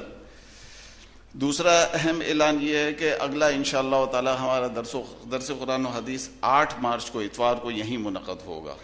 اور جو خواتین کا ماہانہ درس قرآن و حدیث جو یہاں القرآن کورسز سینٹر میں منعقد ہوتا ہے، جس میں پورے شہر سے خواتین شرکت کرتی ہیں، وہ 19 جنوری جمعرات کے دن سحپیر 3:30 بجے سے لے کر 4:30 بجے تک منعقد ہوگا. تمام حضرات سے گزارش ہے کہ اپنی خواتین کو بھیجیں اور جو خواتین بیٹھی ہوئی ہیں وہ بھرپور دعوت چلائیں اس حوالے سے. میں نیٹ پر کل بیٹھا ہوا تھا، مجھے بڑی حیرت ہوئی ایک خبر پڑھ کر، میں آپ سے بھی شیئر کرتا ہوں. اور وہ خالی خولی خبر نہیں ہے بلکہ انتہائی فکری نوعیت کی خبر ہے. ایک فرانسیسی مصور کی بنائی ہوئی پینٹنگ جس کا نام تھا کب شادی کرو گی، ایک قطر کے ایک میوزیم نے $30 کروڑ میں خریدی. $30 کروڑ میں، آپ اندازہ لگائیں.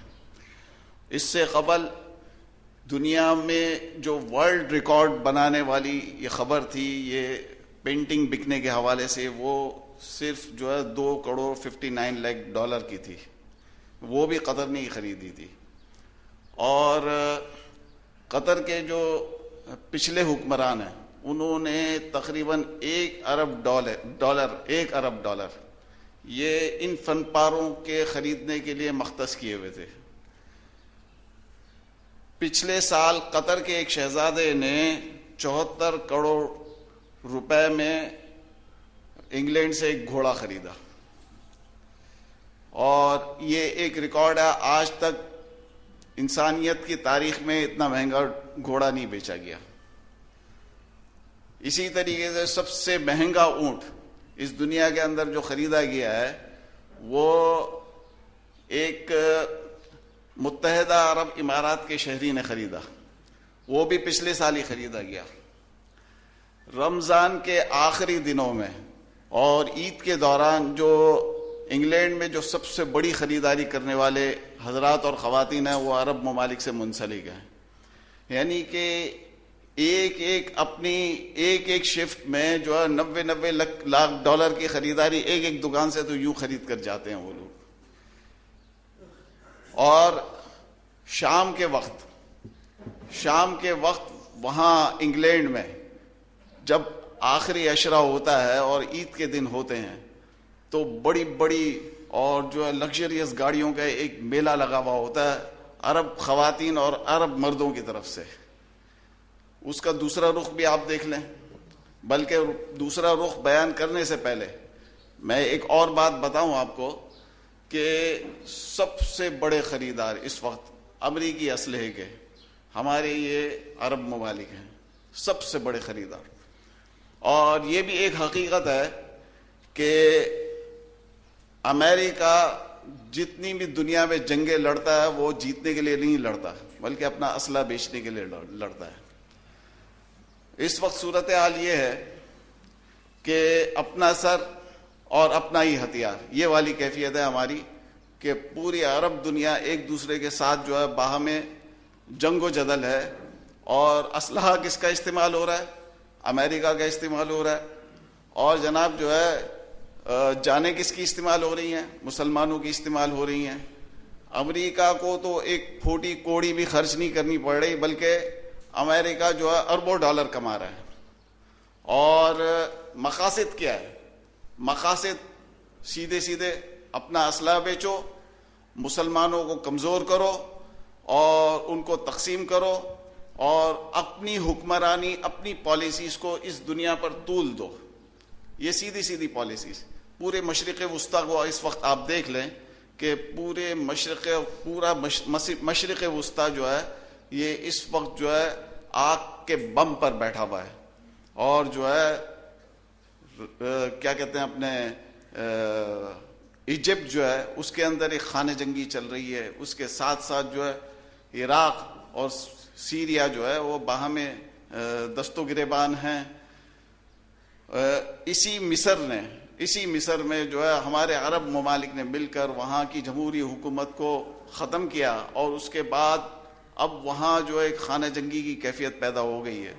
پچھلے ہفتے آپ نے پڑھا ہوگا کہ صحرائے سینا میں کئی فوجیوں کو جو ہے ایک جو انتہا پسند گروپ نے مار دیا. انتہا پسند تو ہم نے پیدا کیے نا کہ وہاں کی جمہوری حکومت کو ختم کیا تو انتہا پسند پیدا ہو گئے. ہم یہ نہیں سوچتے ہیں کہ اسباب کیا تھے انتہا پسند پیدا ہونے کے. پھر اس کے بعد ہم روتے ہیں کہ بھئی فلانی جگہ پر انتہا پسند پیدا ہو گیا، فلانی جگہ پر انتہا پسند پیدا ہو گئے. ہمارے مغربی ممالک بھی یہی کہتے ہیں کہ یہ انتہا پسند ہے، ان کو مارو. انتہا پسند پیدا کرنے والے، اسباب پیدا کرنے والے آپ لوگ. پھر جب پیدا ہو جاتے ہیں اور قابو میں نہیں آتے تو آپ روتے رہتے ہیں. ان کے لیے اربوں ڈالر کے، ان کو ختم کرنے کے لیے اربوں ڈالر کے جو ہے بجٹس رکھتے ہیں آپ. تو ہمارے عرب حضرات کی اس وقت جو پوزیشن عرب ممالک کی یہ ہو گئی ہے. اللہ تعالیٰ توفیق عطا فرمائے. اسی کے ساتھ ساتھ غزہ کی صورتحال ہم دیکھتے ہیں تو وہاں جس وقت غزہ پر اسرائیل نے حملہ کیا تھا تو اس وقت صورتحال یہ تھی کہ غزہ کے مسلمانوں کے پاس اپنے مردوں کو کفنانے کے لیے کفن نہیں تھے. اور جناب جو ہے متحدہ عرب امارات کی ایمبولینسوں نے جاسوسی کی، اور جاسوسی کرنے کے بعد جو ہے حماس کے ٹھکانوں پر اسرائیل سے حملے کروائے، اور اسرائیل سے باقاعدہ ڈیل کی ان عرب ممالک نے کہ حماس کو ختم کرو، تاکہ جو ہے حماس ہماری مخالف پالیسیوں پر چلتی ہے، تو تاکہ حماس کے ختم ہونے سے ہمیں کوئی سکھ کا سانس ملے۔ حماس کو ختم کرنے کے لیے انہوں نے اسرائیل کو ہیوی پیمنٹس کی تاکہ حماس کو کسی صورت میں ختم کر دیا جائے، لیکن اللہ تعالیٰ کے یہاں قوانین جو ہے مختلف ہیں۔ تو اس وقت ہماری صورتحال اس نوعیت کی ہے، ہمیں اس پر بھی غور و خوض کرنا چاہیے کہ ہمارے عرب ممالک اس حوالے سے کیا کردار ادا کر رہے ہیں۔ میں مفتی صاحب سے گزارش کروں گا کہ دعا فرمائیں۔ جزاک اللہ، السلام۔ اللهم صل على محمد وعلى آل محمد كما صليت على إبراهيم وعلى آل إبراهيم إنك حميد مجيد. اللهم بارك على محمد وعلى آل محمد كما باركت على إبراهيم وعلى آل إبراهيم إنك حميد مجيد. اللهم إنك عفو كريم تحب العفو فاعف عنا يا كريم. ربنا ظلمنا أنفسنا وإن لم تغفر لنا وترحمنا لنكونن من الخاسرين.